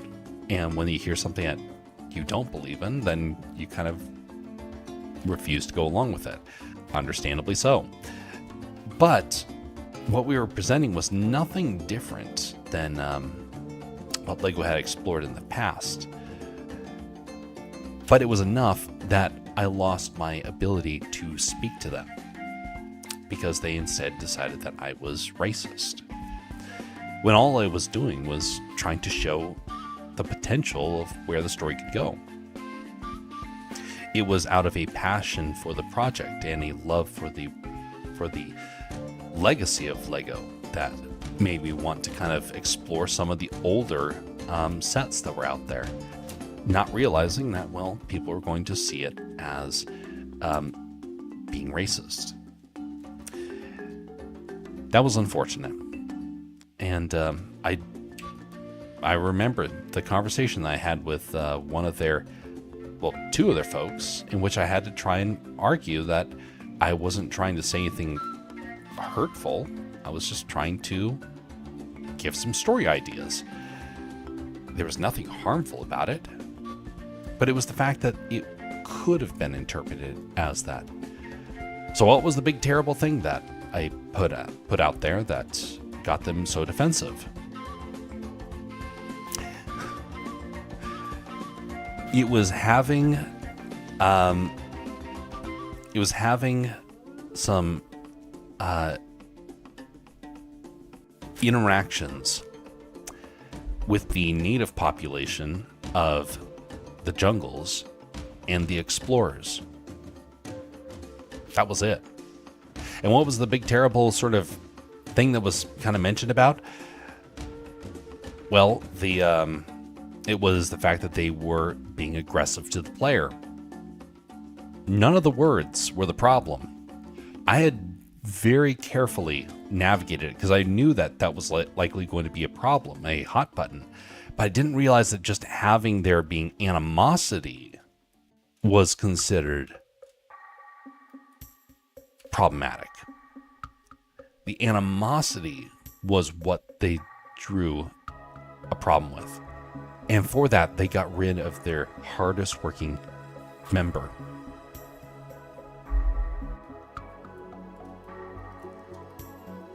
I pity them because they didn't realize what they were doing. They lashed out.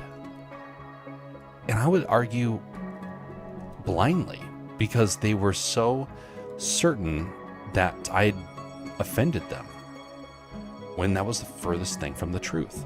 All I had wanted to do was try to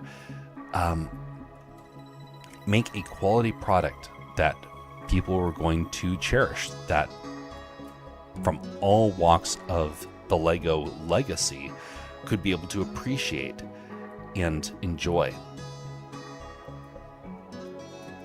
But you can't make everybody happy. And you have to be fine with that. About 2 years later, I would be having another go at that. This time, it would be with people that I politically agreed with. And it was another falling out that, in retrospect, is so very silly. Because they took the one person that was really trying hard to work and find a way to better the experience of everyone involved, and they pushed me aside.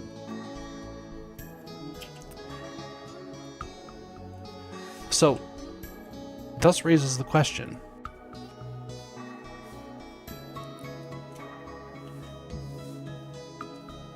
are people like that unworthy of your labor? No, they're not. The moment you start to become resentful and say, you know what, you don't deserve what I can offer, then that starts to push you down a very bad path, I would dare say.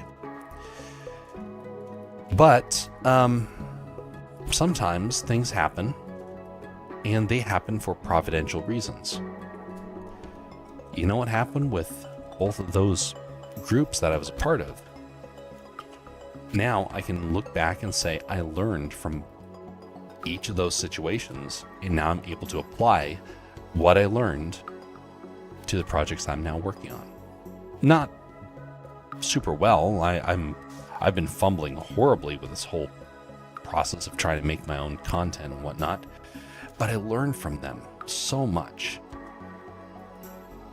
It just wasn't meant to be that we would be continuing to do our work together for both groups. You have to be ready for that. You have to be ready to say, you know what? Things are for a season. They're not meant to be forever. Learn what you can while you have that ability, and don't hold it against people when that comes to an end. It could be that they are doing exactly what God has designed. He may be pushing you away from a group of people because he wants you to explore something different.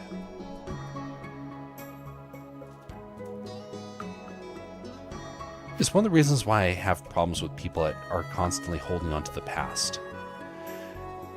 Because if you hold on to the past, what you're doing is you're limiting the possibilities of the future. You're looking at it and seeing only where you came from, not where you could be going.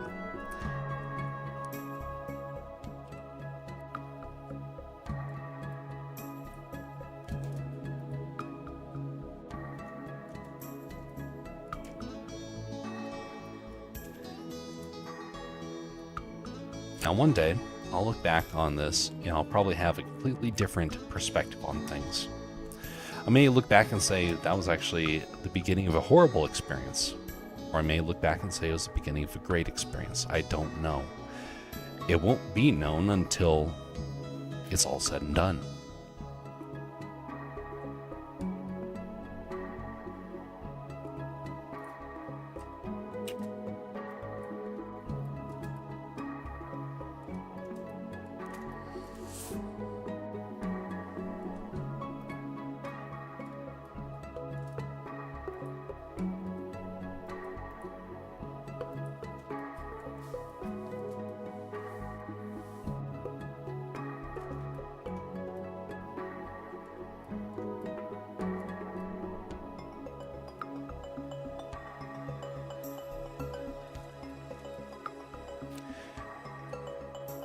Now, that being said, you don't have to be blind and say, oh, well, I need to just work on something blindly just because.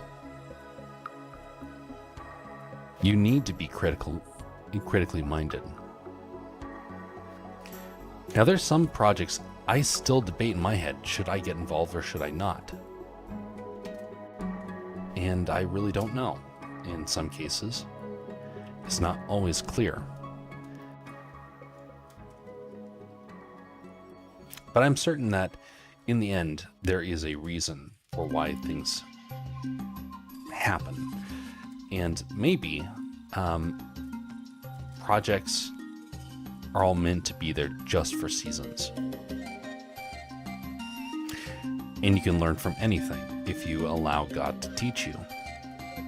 But that's the big thing. You have to be willing to listen to God along the way and say, what is it here that I need to be learning?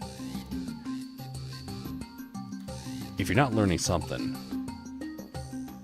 well, maybe you're just not listening close enough. And then you'll have a very rude wake-up call one day when suddenly you realize, dang, I should have been listening this whole time.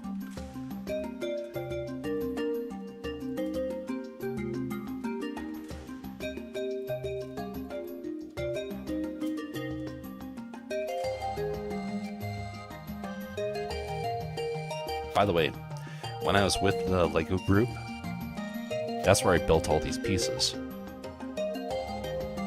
Scores of hours went into building these pieces. And it's only about halfway complete. Well, maybe, yeah, about halfway complete from what I wanted it to be. But it's been enough to be able to really work with quite well. What I'm doing here is I'm swapping out the parts. So I have the mesh that I imported, but it's not a very optimized mesh. And so by doing this, I'm swapping it out with the part that I did optimize.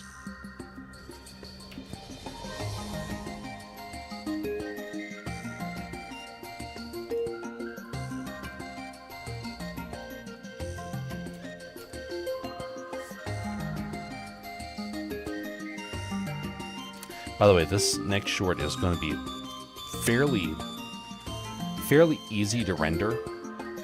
The previous one, I wanted to try and do daylight. I paid for that decision. I wanted to do daylight really badly because a good filmmaker knows that try work with lighting is like considered one of the highest skills that you can achieve. Is very difficult, and so I wanted to try and do that. It didn't work.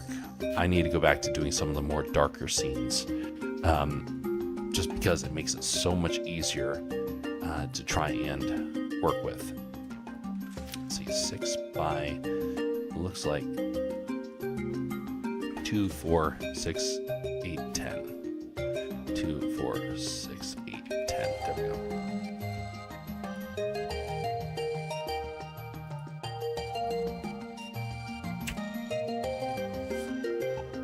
Oh, that's a new piece. I mean, that's an old piece, but I recognize that from the past. That might have to be a part that I just kind of let slide.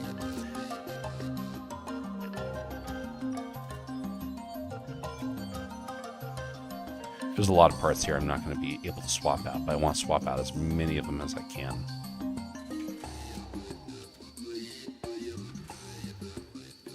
Just because it'll look far cleaner on the close-ups especially. Ones that are further away, it won't matter. But the ones that are close-ups will matter.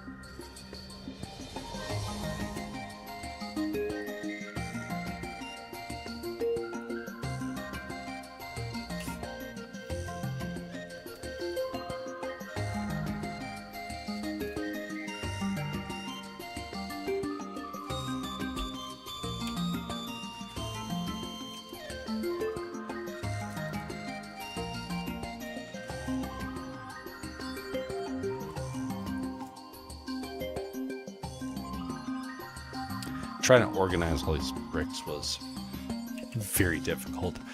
And I'm not even a fan of how this organization turned out, but it's good enough. I would love to get like some time to go back and just finish up the work on this, but I spend way too much time managing projects and not enough time creating. And so while I would love to go back and fix it, that's more my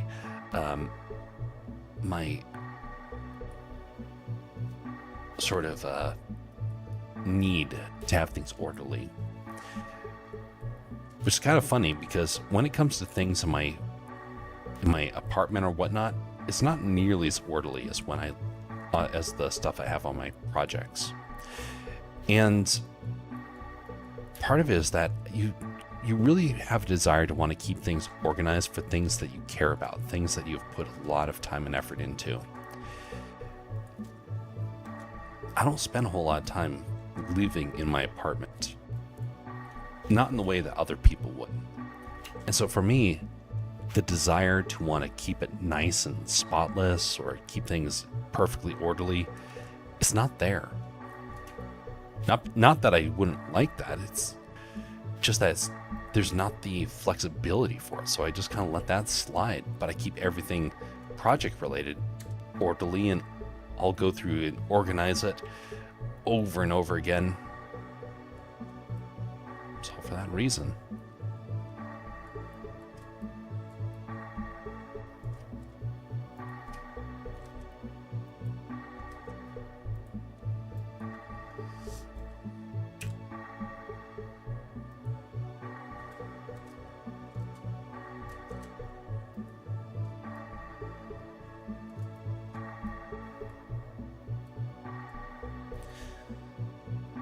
By the way, what's the if you were to work with any group in the world, who would it be? And why? What is a group that you would say, I would love to work with these people? To be able to learn from them, to be able to experience their community, to be able to experience the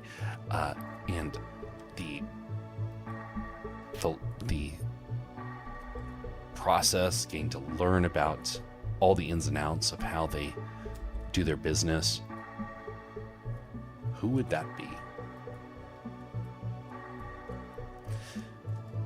there's a couple of people I would put on the list, a couple of organizations I would put on that list.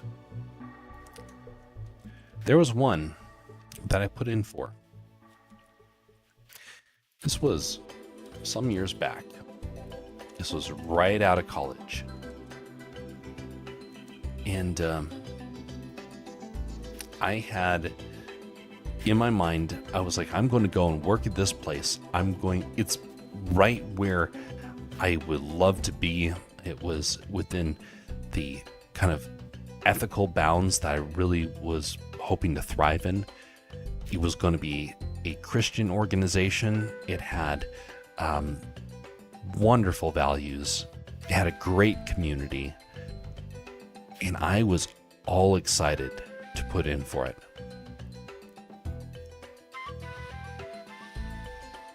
Well, something very weird happened. And I want to mention this because things don't go as planned. And this was a perfect example of how this happens. It was ideal. It was a great opportunity. I got a chance to experience a little bit of what it was like to work there, and I was almost giddy with the idea of getting to work with them. And they had an opening, and I put in for the opening, and I met the criteria. And the person I was talking with, the recruiter, said, "Hey, that's wonderful." He got on the phone with their creative team, and his face of excitement transformed. Now, you have to remember, I was just graduating. A lot of places want to hire kids right out of college if they're recruiters and they're there. Now, it's not always the case, but for this group, it was indeed the case. They were looking for people. They were understaffed. Well, when he got off the phone, he gave me a very peculiar look. And he said, "I'm terribly sorry. But we can't hire you." What do you mean you can't hire? You just mentioned about how you guys are looking for folks. Did you just get somebody? No, we didn't. I don't know what's going on. And I thanked the recruiter for his efforts, because it's like, wow, he actually called the folks directly because he was all excited, and it didn't happen. So what transpired?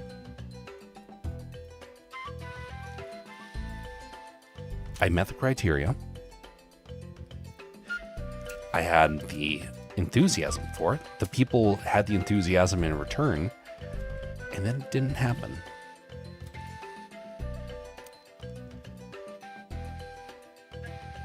Well, I finally figured out what I believe is what transpired.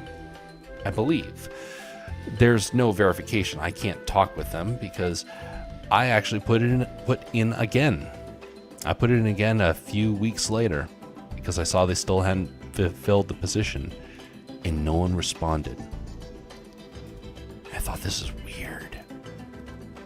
I talked with my advisor about it because he actually had like an in with them, and he was like, "I don't know what's going on. This is very weird." Honorable group. I still don't think ill of them. They're a very honorable group of folks. But that was just so very bizarre. Well, I think I figured it out. And while I won't go into all the manners, all the theories as to why, mostly because I can't prove it one way or the other, there was a student who went to go work there just a few weeks before me.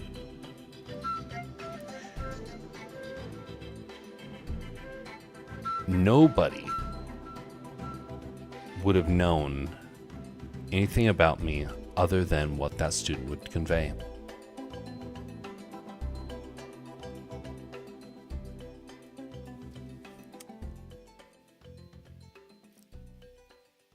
I don't know if that was what happened. I have not heard from that student at all over the years. But that's not different than a lot of other folks I knew at college. I don't have very good connections with anybody from college days. But there were a couple of people that really did not like me. I was not somebody who would say was very popular at the school. And it's kind of interesting to consider that there is going to be challenges that you're going to have to try and overcome over life that won't make sense. And you will continue to get older, and these still won't make sense because they're just that peculiar. That is one of them. It was a great place to work. They had good responses. They showed an interest. And then suddenly, silence. Complete, total silence. And I knew other people that went to go work for them. Some friends that did. I never found out what had happened, but it was something where it just left me with the realization that it was a perfect situation, and yet it didn't happen. But I believe it was for a reason, just like everything else. Greetings there, Void. Whoa, I'm back, y'all. Greetings. Back from the void. Lego bricks, this will be interesting. Yeah, this is part of the preparation for the next short animation. And right now I'm converting this police car, which is a variation of off of one that's from the Mecha Brick library. But I ended up altering it to try and make it look a little bit more old-fashioned. But right now I'm in the process of trying to swap out the bricks. So not anything super exciting for tonight, but it will be getting more interesting as the month goes on. This is going to be for a short that hopefully comes out this October. It is called Spooked, and it has all been storyboarded. Storyboards are for the most part complete. The script is complete, and this is the first process of trying to get some of those elements all good to go for the short. We will see how it turns out. I have high hopes for it, but then again, I have high hopes for all sorts of things, and they don't pan out. So I'm not going to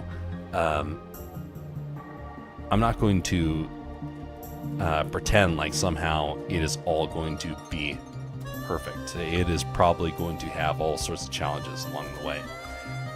But I want to try and get it out before November, if nothing else, because this would actually go pretty well with the Halloween season. I'm back, says Freddy. Welcome back. Hopefully another earthquake didn't happen.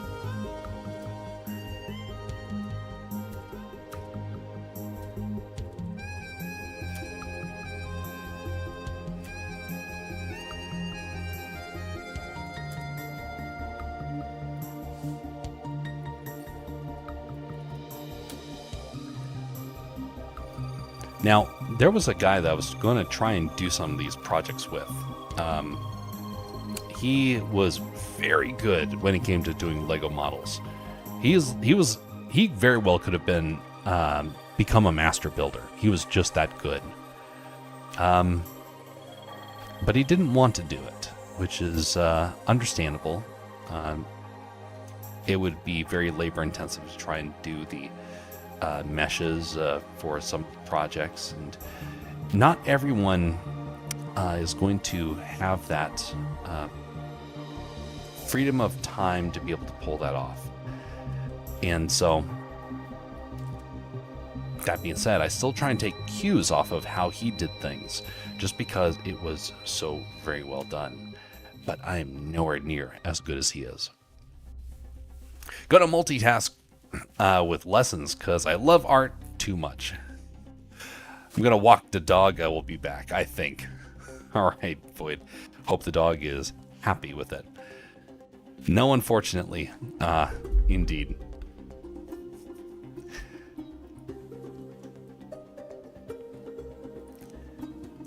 Well, the guy that,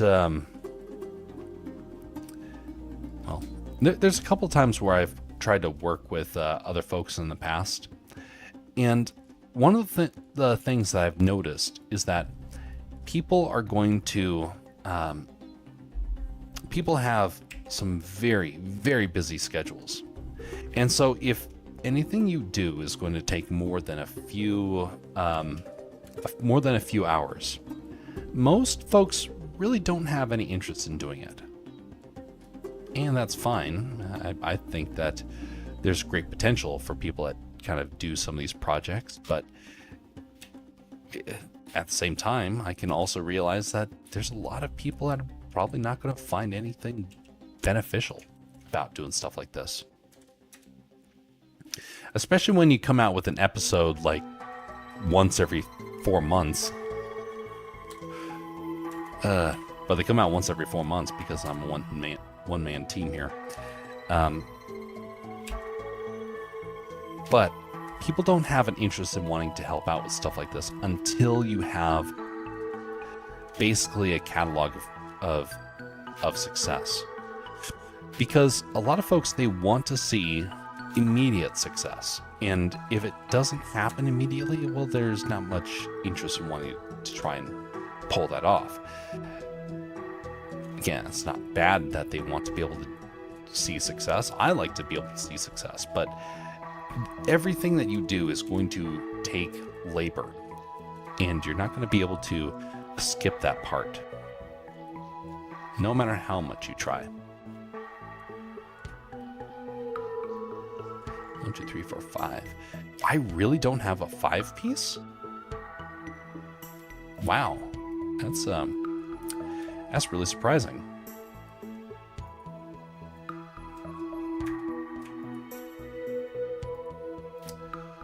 Copy all to selected.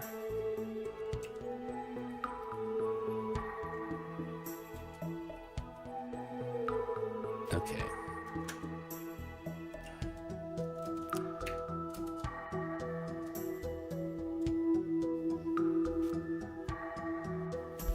Still got that echo that's going on.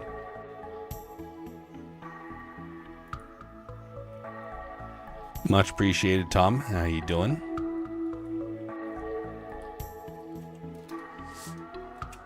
It's kind of interesting. We don't typically get a whole lot of interaction on the Twitch side these days, but we've actually had kind of a resurgence over the last month. Not sure if the platform changed any or whatnot, but it is kind of interesting to kind of note. Each platform seems to have its heyday, and right now we're streaming on multiple platforms. Each one has had its month. This one seems to be the month of Twitch. Do you use Blender? I do indeed. That is what we are currently working in. You can see the animations that have been done over on the Castercraft YouTube channel,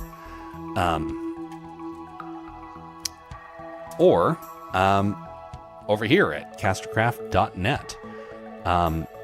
There's not a whole lot that's over here yet. We're in the process of trying to update it. But you'll find the past shorts over here, of which you can see ones like this.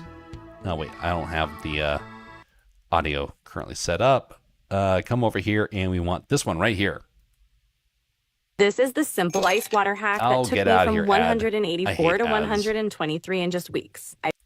Patients ask me if tinnitus is a brain problem, and the answer is, if you feel a constant... 2, 3! By the way, I'm trying to figure out how to get rid of ads entirely for stuff like this. Just because I hate them that much. Up, 2, 3, 4. What was that? You're under arrest. Oh, it's you. You're not under arrest. But wait, I'm watching you. All right, there we go. Anyway, that's some of the stuff that has been worked on in the past. And we're trying to get prepared for the next one, which is going to be about 1.5 minutes, 2 minutes worth of animation. Something like that. I don't know. I've not done the animatic for it yet. I have it storyboarded and whatnot. We'll see. Your work on the tabletop channel was amazing. I love those things. I'm glad that folks have enjoyed it. The tabletop stuff has been interesting. I never thought I would do something like that before. And so it is something where I do have fun making them, but the amount of time it takes to do them is labor intensive, which I'm fine with. But when you're trying to work on multiple projects at once, it becomes a very big challenge.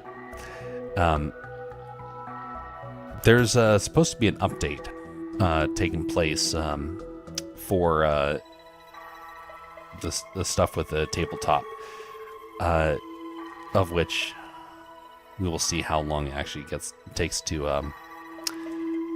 finalize. But right now, it looks like I have to do an update for the Star Wars intro, as well as some stuff for the for Erudai's big projects. I'm helping out on those here and there, so we will see. There's a much bigger project that's in the works. I can't really convey on that yet. All I can say is that I'm in the process of trying to figure out what it would take to actually kind of pull it off.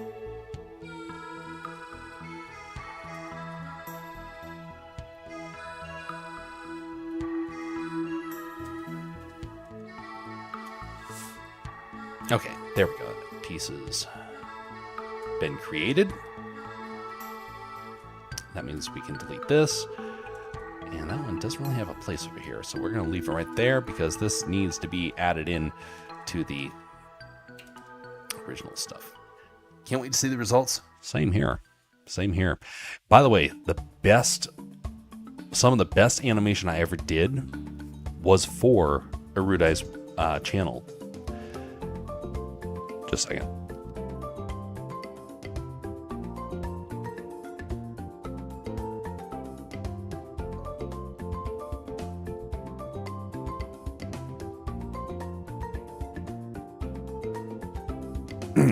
Sorry. One of the best animations I did was part of the Crimson Throne. Sorry, Crimson Throne? Yeah, it was that. Where is that? Crimson Throne. And it's a shame because this one got axed because of the falling out with the YouTubers. Those YouTubers caused so much trouble. Where is that shot?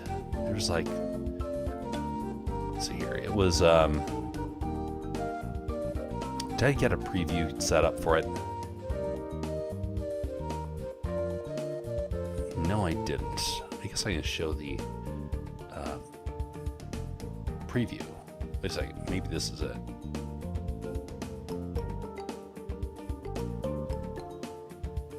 Yeah, it's this one right here. Is the having the cloth simulation. That was the best animation I've done so far, in my personal opinion. And it was just for a series that got cut. He tried to fix it. He tried to bring the show over to his new channel. That wasn't going to work. understandably. But it's a shame because all that work that went into that, and it didn't see more than just a few uses. It happens.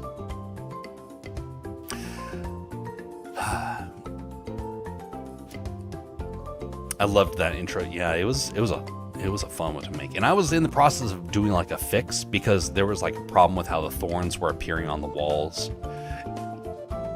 Do you have Instagram? I do indeed. Of which you can find it.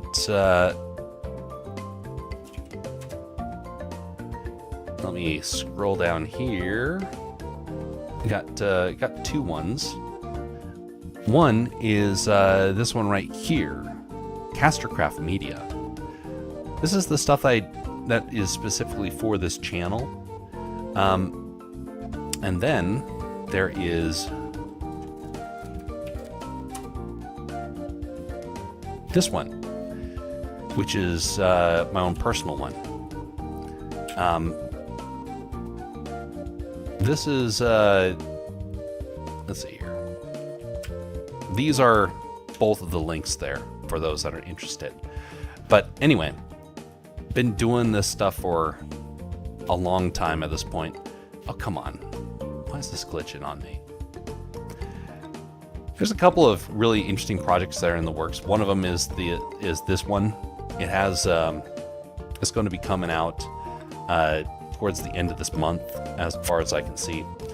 Renders are causing me a nightmare though. So I get like a render every other day because it causes so many problems. The lighting is what's killing me. I'm terrible with renders. There's this one, which I would love to do a short film, and this is like some of the concept art with Blender that I did. That one was a lot of fun to make. Here's some of the stuff from the D&D channel that is run by Erudai. Moonskull has had a couple of intros, and so I did like artwork for it. My artwork was pretty bad. I did not like how the quality turned out. I wanted it to be like twice as good, but I didn't have the time. There's too many drawings, and I wish I could have gone back and redone that. But it's always going to be that way. You always have a couple of projects that turn out really well and a couple that you just like, I want to go back and fix it. Here's another one that is like stuck in render hell. The animation was done, but I've learned my lesson. 3 projects have been sabotaged by renders. And so my hope is that with this next project is to try and avoid some of those problems. I'm going back to the bare basics. We're going to avoid all the nonsense of like environment stuff, and we're just going to stick solely with the animations.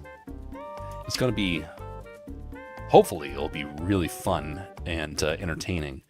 I like the story. The story, again, it's just about 1.5 minutes, 2 minutes worth, but it's comical enough and kind of follows along with some normal like Lego humor out there. So if you like Lego humor, you'll probably enjoy it. But yeah. By the way, for those, I don't usually mention about this, but I don't even know if I have it set up for this, but actually I'll hold on to that thought for a moment. Do you have the one from Secrets of the Frost Maiden? So I didn't post that onto the Instagram. I probably should have, but you have to remember, when I got the Instagram like up and running, it was after the falling out with that group that shall not be named. And I really didn't want to point anyone towards it. Even though I had a lot of fun with that intro, now that some time has passed, I think I'll just post the artwork for the sake of it. But I didn't want to try and push any traffic in that direction just because the falling out was so bad. So I know I probably should have put it out there, but in the time, it was just one thing that just was irking me. But now time has passed, and I'm less frustrated about that whole situation. Time does heal things. Sometimes you just have to take a step back and say, okay, let's reevaluate.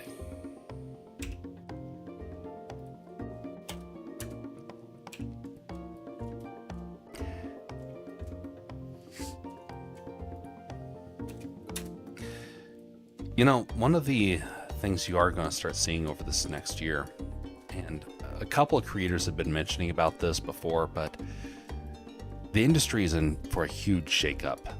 And one of the reasons why I wanted so badly to kind of get my own website up and running is because some folks mentioned a while back that the industry was crashing and no one knew what to do. But everyone kept saying the same thing. We need our own platform. And I was like, but no one could figure out how to do it. And I was like, well, I need just a platform for myself and whatnot. And I tinkered and came up with that thing. And it's actually pretty reliable. I'm trying to refine it a bit more so the branding is a bit better, but it at least is functional and will suffice for the projects that I have planned. Do you make those videos on Blender in Castercraft? Yes, all those videos have been done in Blender in one way, shape, or form. There are a couple of things that have been made with Clip Paint Studio, but for the most part, everything that you see on Castercraft has been done in Blender. I avoid paid tools, especially after Adobe burned me so badly. It's like I really don't want to do anything with Adobe anymore, but if there was a software I wish I knew, it would be Houdini. Houdini is a really neat tool, but only for simulations. Everything else, I'm all for Blender. Blender has done wonders. It saved my career in many ways. So it will always have my support. And I have gotten like the paid stuff for Blender in the past because I want to see them thrive. I need to get that again, by the way. It's been a long time since I actually got their cloud service, but I want them to keep thriving. Are you into Blender animations, Tom? And if so, what sort of stuff do you do with it?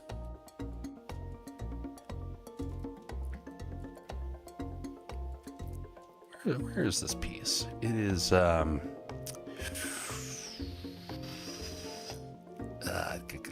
golly. Problem of trying to search on this table for this stuff is that you forget where you place them. I would have thought it would be right here, but it's not. I know I've made this piece before. There we go. Of course, it's going to be way over here. Very logical. Why did I put it over there? Oh well.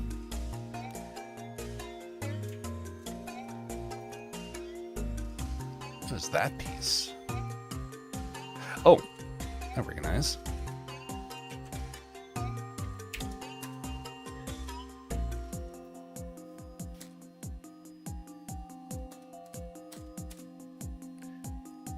All right. Got this. Back when I was getting started in my animation career, which it's not much of a career when you think about it. I've barely made it in the industry.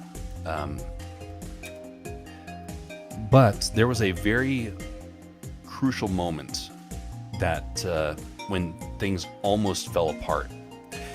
And that was when I was trying to make some animations in 2016. And when I was in the process of finalizing it and exporting it in After Effects, oh my goodness, horrible things started happening. The program started crashing left and right. Render bugs were happening everywhere. And my manager blew a gasket. I was working at a TV station at the time. And everything at the TV station is required. It has to be done now. There is no flexibility. If you are late, everything is lost. So, when that happened, it caused a panic because I was the link in the chain that was breaking. And I was breaking because Adobe was breaking. After that, I sent Adobe a very strongly worded letter that said, I cannot rely on your software anymore. I'm leaving your software. I did not know what I was going to. And so after a while, I opened up Blender because my roommate from back at college had told me that I should get into Blender, and I did not listen to him. And Blender had a massive update. I think it was version 2.3. I think that was the big turning point for Blender. And it was amazing. I opened up Blender and it was very hard to figure out the program. But it suddenly became possible to do my job again, to do it reliably again. And it took me about 3 years of actually transitioning away from Adobe. It took a long time. But when it was finally all said and done, I can now do things faster in Blender than I can in After Effects. And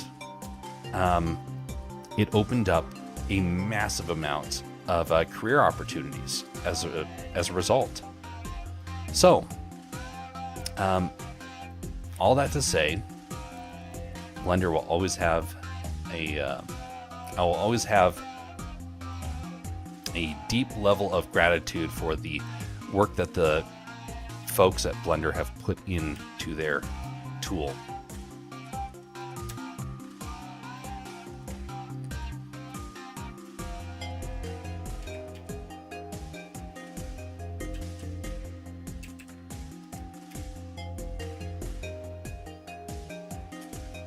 Okay, let's see here.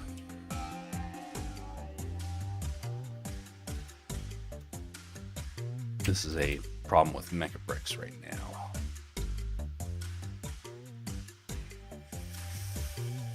That's okay. That's because I reoriented this brick, and I completely forgot about that. So I have to line this up very carefully. Okay.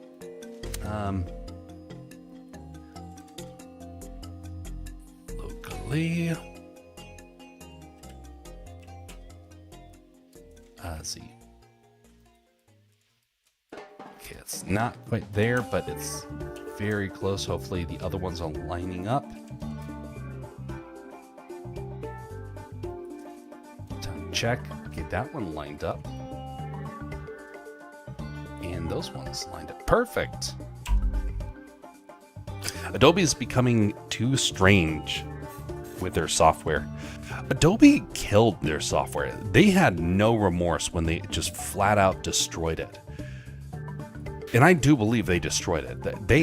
It's like they hate their own software. They went out and they said, we got an idea. You know what people really need is an AI to replace them.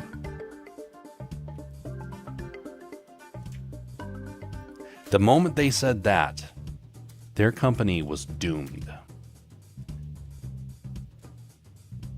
But that was not the first time they had done something like that. A couple years back, they came out with a very similar sort of statement, but it was about trying to template everything. They were trying to automate away people's jobs.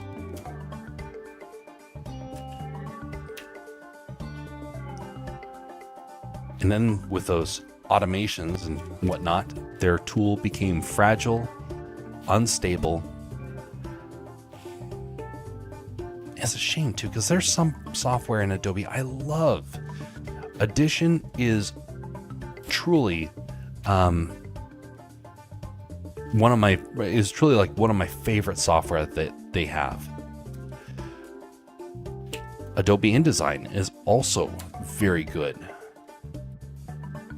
but I can't use them because I got rid of the Creative Cloud. And to get those software back would basically be to get the Creative Cloud back, and I refuse to give them money. So one of the things I learned with the website is how to use it as InDesign. I can now make web pages that function as InDesign. It's a really weird way of going about doing the job, but it gets the job done.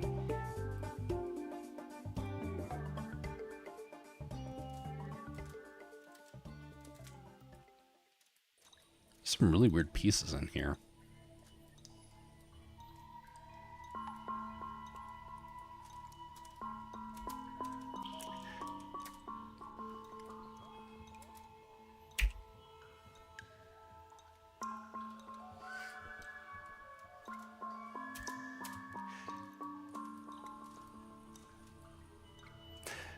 One of the projects that you're going to see this next month, once I finish the final draft, is a story. It's a very short story. It's about a 20-minute read, maybe 30 minutes if you're a slow reader like myself. And right now I'm trying to figure out how best to put that out there. One of the ways I did stories like that in the past was I had audio dramas, of which, if you were around last year, we actually did, well, a year and a half ago, we actually did an audio drama for as a channel point redeem that Light did. And it was the story of Snap and a Cane. Snap and a Cane was a 20-minute story. And I'm trying to figure out how to put that story back out there. That might be something I consider doing for this this fall, once I get the first two stories kind of figured out of Pharaoh and the Smith and Milo's Adventures. Once I get those figured out, I might return to that and try and finalize that story into one that can upload to the web. But right now, only people that were there for the redeem have actually heard it. But it was a dramatic read that had sound effects and everything that I did in Adobe Audition. And it went so easy. Well, I tried making the same thing for the recent story of Pharaoh and Smith without Adobe. And it is painful. It is horrible. And I'm looking at it thinking, how in tarnation am I going to pull this off without Adobe? So I'm in the process of trying to figure out what I can do to try and fix that. I got rid of Audition a long time ago. It didn't work for me anymore. Now I use Studio One and Cubase for my recordings and editings. Oh, what is it like for multi-track editing? You know, like when you have all the tracks lined up and you want to like bring them in individually. Because I've been tinkering with Audacity, and I hate Audacity. It is horrible. It's a horrible freeware tool. I don't know how anybody could actually use that tool because it is so buggy.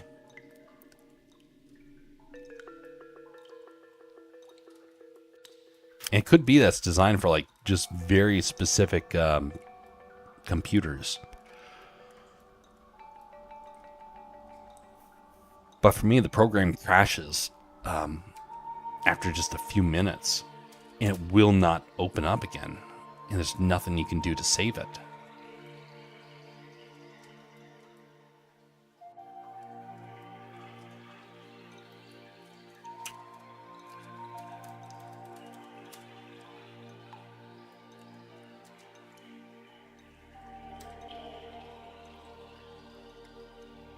Now let's see here. Now, a couple of months back, I started thinking about getting a paid software that I remember seeing in the past, but I couldn't remember the name. And then I found out that after a while that apparently that software went out of business. And I've not seen it since. So, if it is out there, it's a very small business. Multitrack is way easier with them, especially Studio One. I'll have to look into that. Studio One might be just what I need.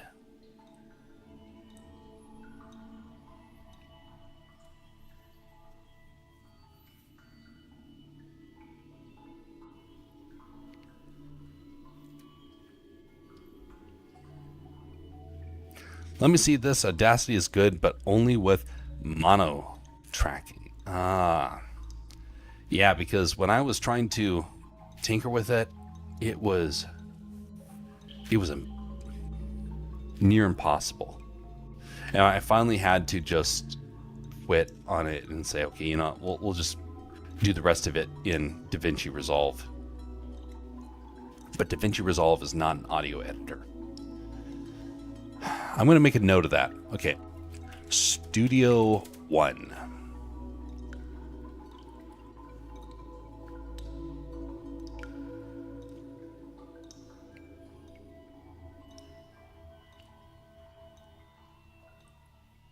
Ooh. Is that a one-time purchase?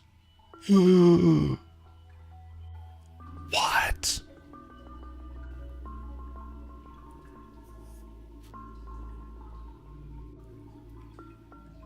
Ooh. That's a sophisticated tool. Does it even have music built into it? Oh, wait. This is music primarily. Okay, that would make sense. I wonder what it'd be like for some of the story stuff. Huh. I'm terrible at music, by the way.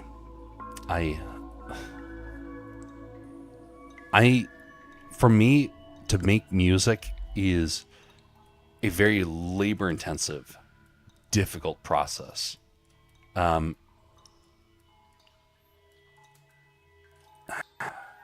It's unfortunate, too, because there's so many times I want to be able to make music because I get so fed up of all the stock media out there.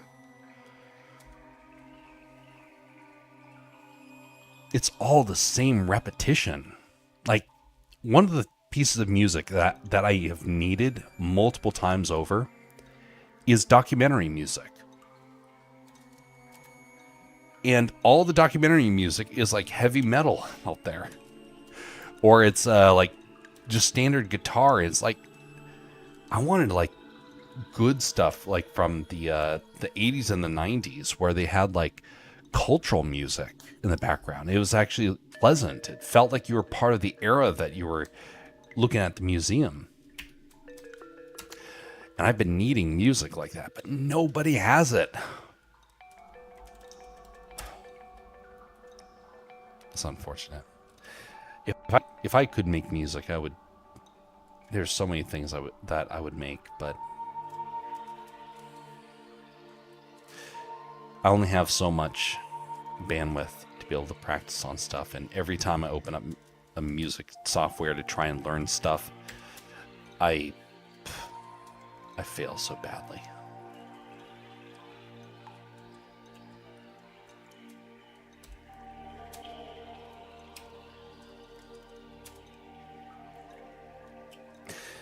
There was a friend of mine. He was really good when it came to music.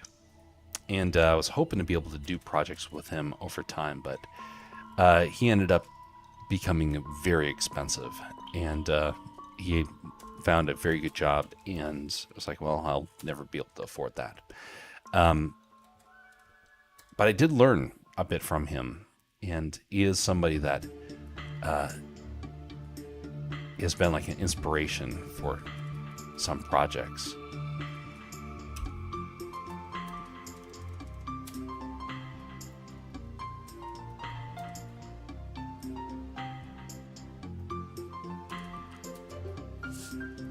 I think that's one of the biggest challenges, that music out there is becoming so repetitious that AI is actually seeming like a good option. And I hate AI. And it's like taking the worst parts of modern music and amplifying it.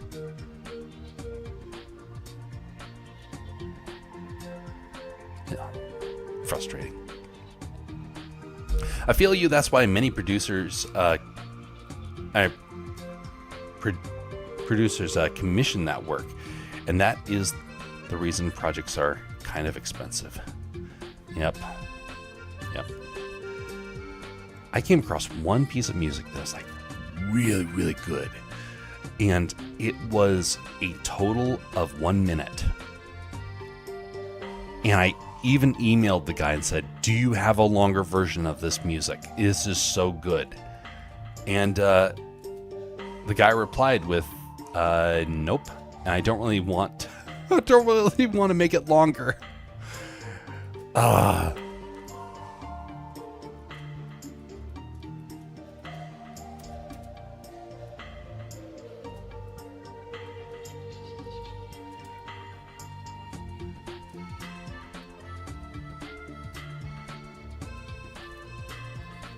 Well,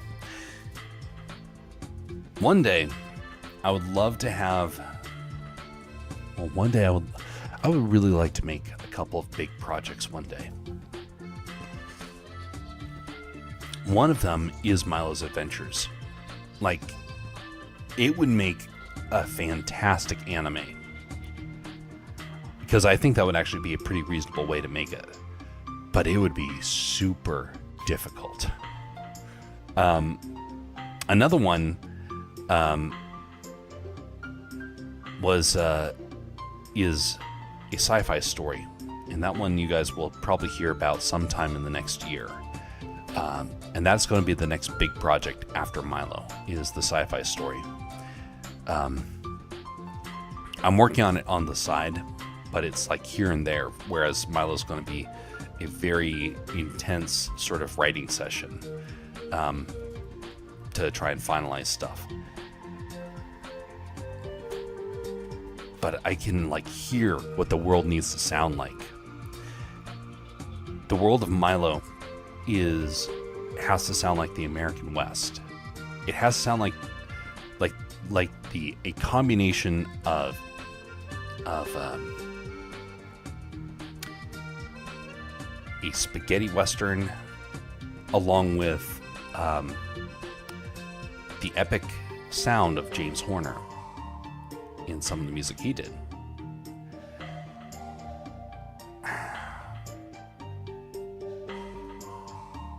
And there's a couple of sounds that I'm like, it has to be this way. Maybe that's for the best that I don't have that project in the future, because I'd be too passionate about it. Oh well. Gosh, that guy missed out on an opportunity. He did, because we were ready to pay for it. Yeah, we were ready to pay for it. And all the other stuff he made was garbage by comparison. I guess because music is an art, sometimes it's better to have a good short track than draw out one. True, although this one was like prime for that sort of stuff. And it's like, it was the intro, and it didn't conclude. It still irks me because the music was so good.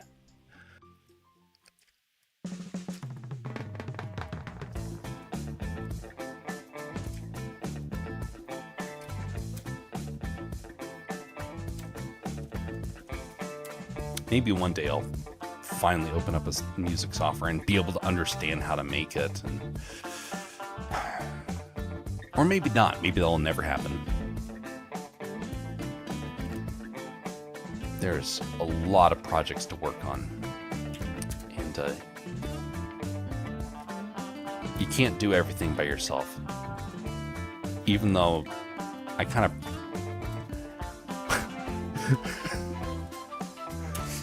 Of course, I'm going to say you can't do it all by yourself. But then again, this is also coming from the guy who decided that he got fed up of social media, so he made his own website. This is coming from the same guy who said, I'm fed up of streaming elements that are messing up, so he built his own streaming elements. It's coming from the same guy that was like, whenever there's something that can be overcome, I like, why bother asking someone else? Just plow ahead and make it happen. But when it comes to music, it's so very far outside of my realm. I don't know where to start. That's my problem. I don't know where to start, and I'm kind of worried that if I did try, that I would fail miserably. I can barely even do animations. Like, sure, people have enjoyed the animations so far, but they're not good. Like, compared to what like good animators can pull off, a pro can pull off fantastic animations. And I'm still just trying to do mediocre sort of stuff. I don't have the bandwidth to be able to learn music. But I would love to be able to finally figure that part out, because that's a piece of the puzzle that I always struggle with when I come about to trying to figure out the final stage of a video project. For this project, remember the key for a good experience is the Foley. Yes indeed. There was, one of the projects that I got to work on in the past was a college project. And rather than trying to find a musician found me. And he wanted me to make the video portion of a short story that he was trying to make. And it worked. It was actually pretty decent, but it didn't take off the way that he was wanting. And that was back when I suddenly realized that the world of social media and putting stuff on the web was very fickle, and that you weren't going to actually find success. He put in a lot of effort. I put in a lot of effort, and we got nothing. Well, that was a wake-up call. Saying, hey, you know what? Don't, just because other people are finding success, don't assume that that means that you're going to be finding the same success. I learned that through that project, but it was still a fun project to work on.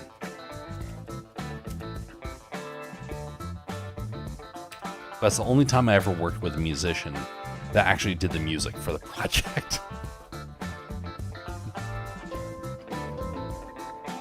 Music is my jam, but also my weak side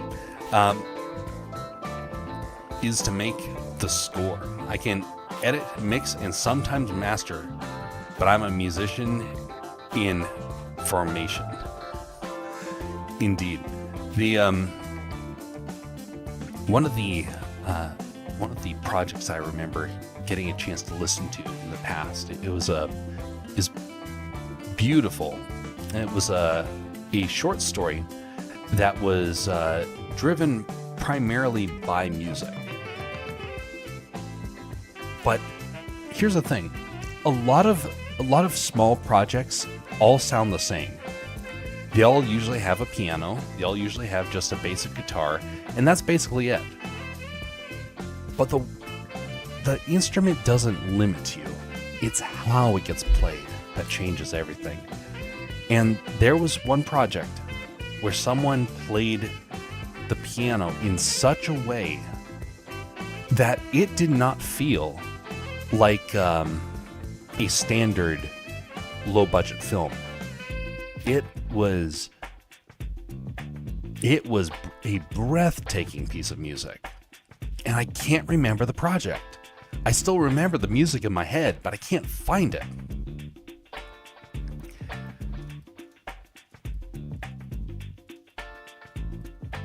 Yeah, that was one where I suddenly realized that you can just have a piano and you can do a really good job. But it needs variety, and that's something a lot of projects don't do. They don't add variety into their music. It all sounds the same. If someone can figure that part out, your project gets thrown to the next level.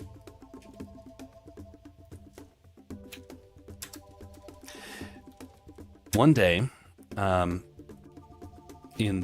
sometime next year, there's a couple of projects that are on the list of things I really want to pull off. Actually, let me pull this up here, because I can actually tease a little bit of it. Oh, wait a minute. Instagram.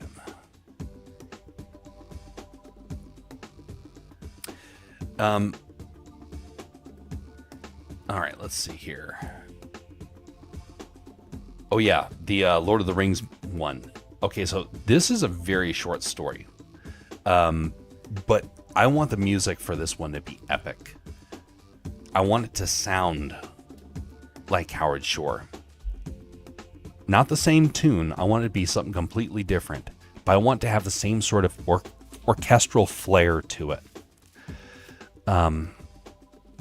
And one of the big things is that you have to have music that is telling the story along with you. And that's something you don't hear in just a standard music tracks you can find online. I guess I'll tie a string to a broom and make a unique guitar.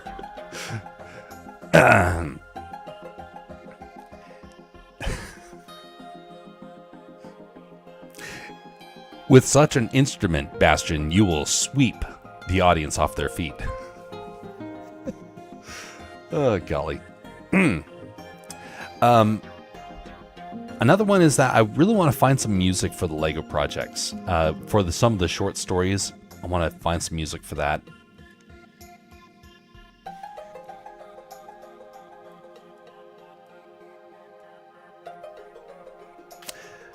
There's a beaver project. I've not gone into detail yet about what this project's going to be. But this is one that I've really wanted to tell. Ever since I was in my teenage years, I thought of this idea and I really wanted to try and tell it.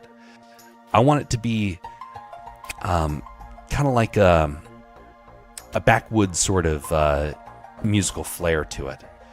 And you cannot find that on stock media.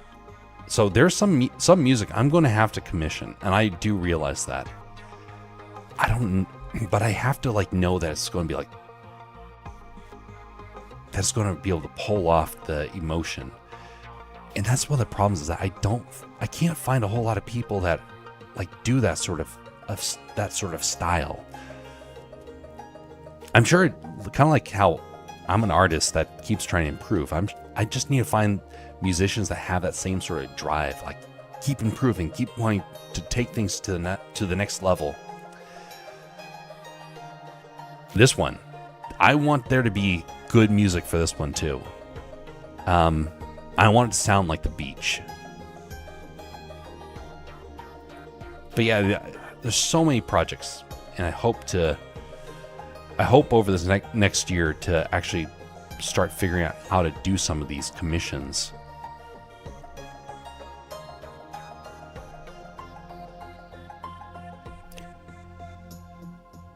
All relies on one thing: sound design. Indeed.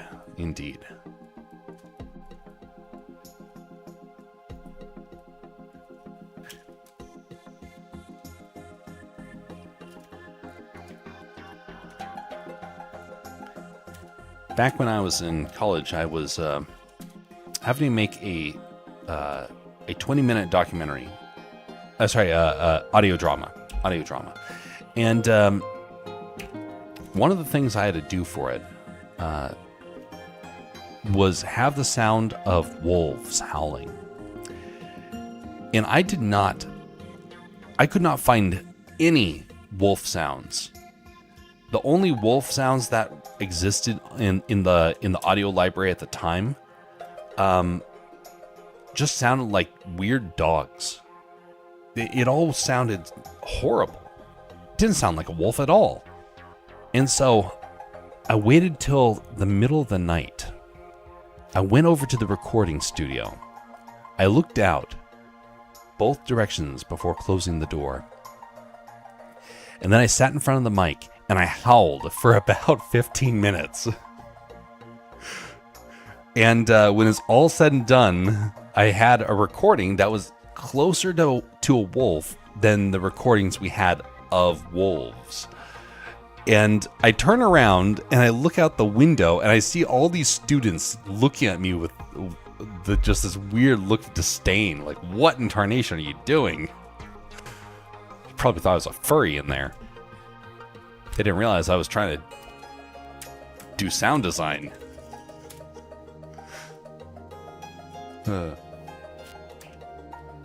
I got a compliment from the professor too. He's like, "That's really good. Really good sounds that you had for the wildlife." I didn't tell him how I got it.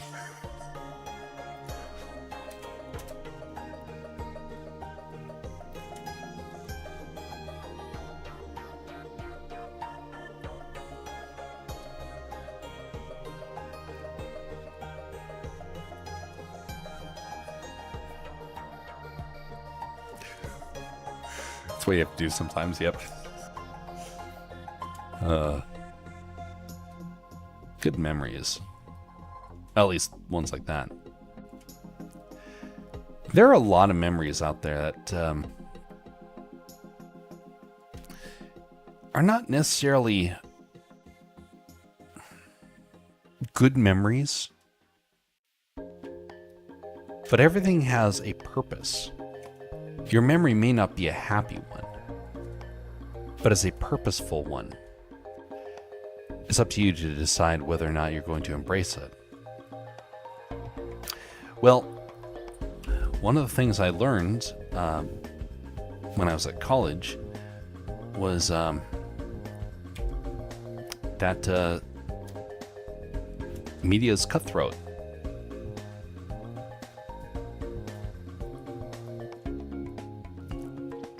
There's a lot of people in the media industry that are cutthroat, and they don't care about the each other. And one of the things that you can still come away with is not necessarily the you're not necessarily going to come away with the sense of honor and prestige that you kind of want. Many times you get overshadowed by people that spend a lot of time trying to tear you down.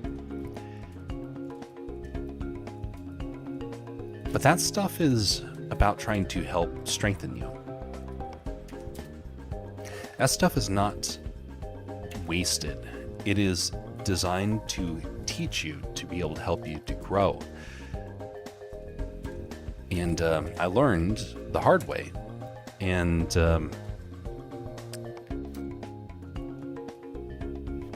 I have a great resentment against college because of it. But I don't have a resentment against the lessons that were learned, if that makes sense. I have a resentment against college because I saw college as a means to try and indoctrinate as well as tear down. Whereas the lessons were how to endure. Now, you can learn that lesson in any walk of life. It doesn't have to be college. And so because of that, I came away with very different lessons than what I think that college wanted me to learn. but I learned important lessons, ones that would help me out professionally far better than any of the stuff I learned in classes.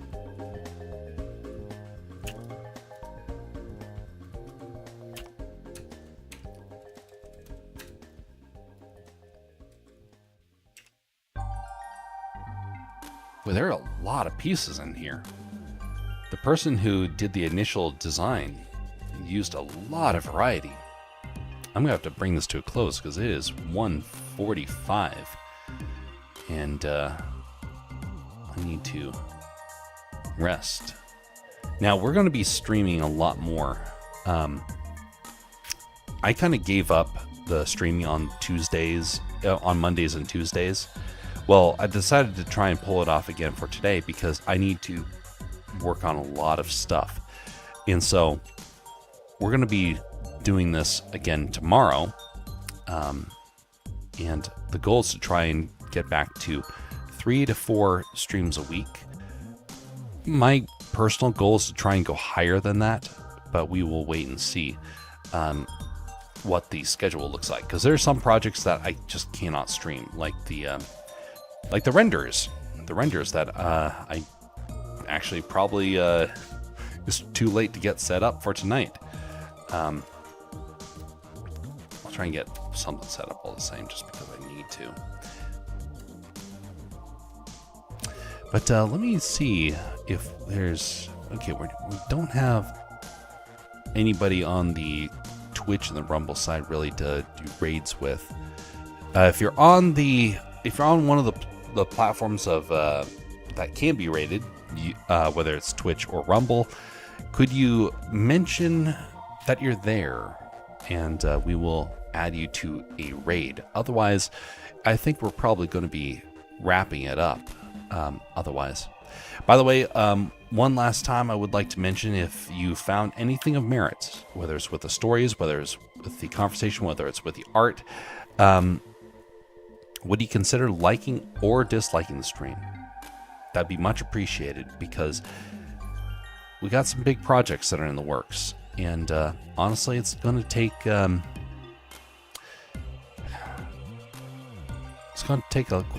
a bit of effort to try and pull it off. And it would be great to see folks that are interested in that around in the future for that. So if you found anything of merit, love to hear about it. And if not, at least you know that you were flesh and blood, not a bot, because we hate bots around here. We love people. And so if you at least like and dislike, that means that you are a person. A lot more so than a comment, because while comments can help out, the like and the dislike actually convinces me that you're flesh and blood a lot more. One last thing, we got the big update that happened to Castercraft.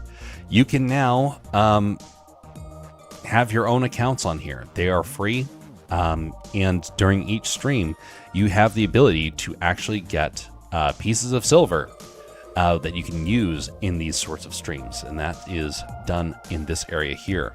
So during the stream, it allows you to be able to interact with it, and so when you have that great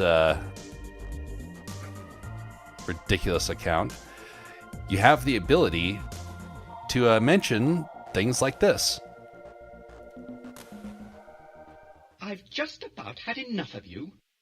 Well, you don't have to be that cruel. Okay, fine. We'll just end the stream right there.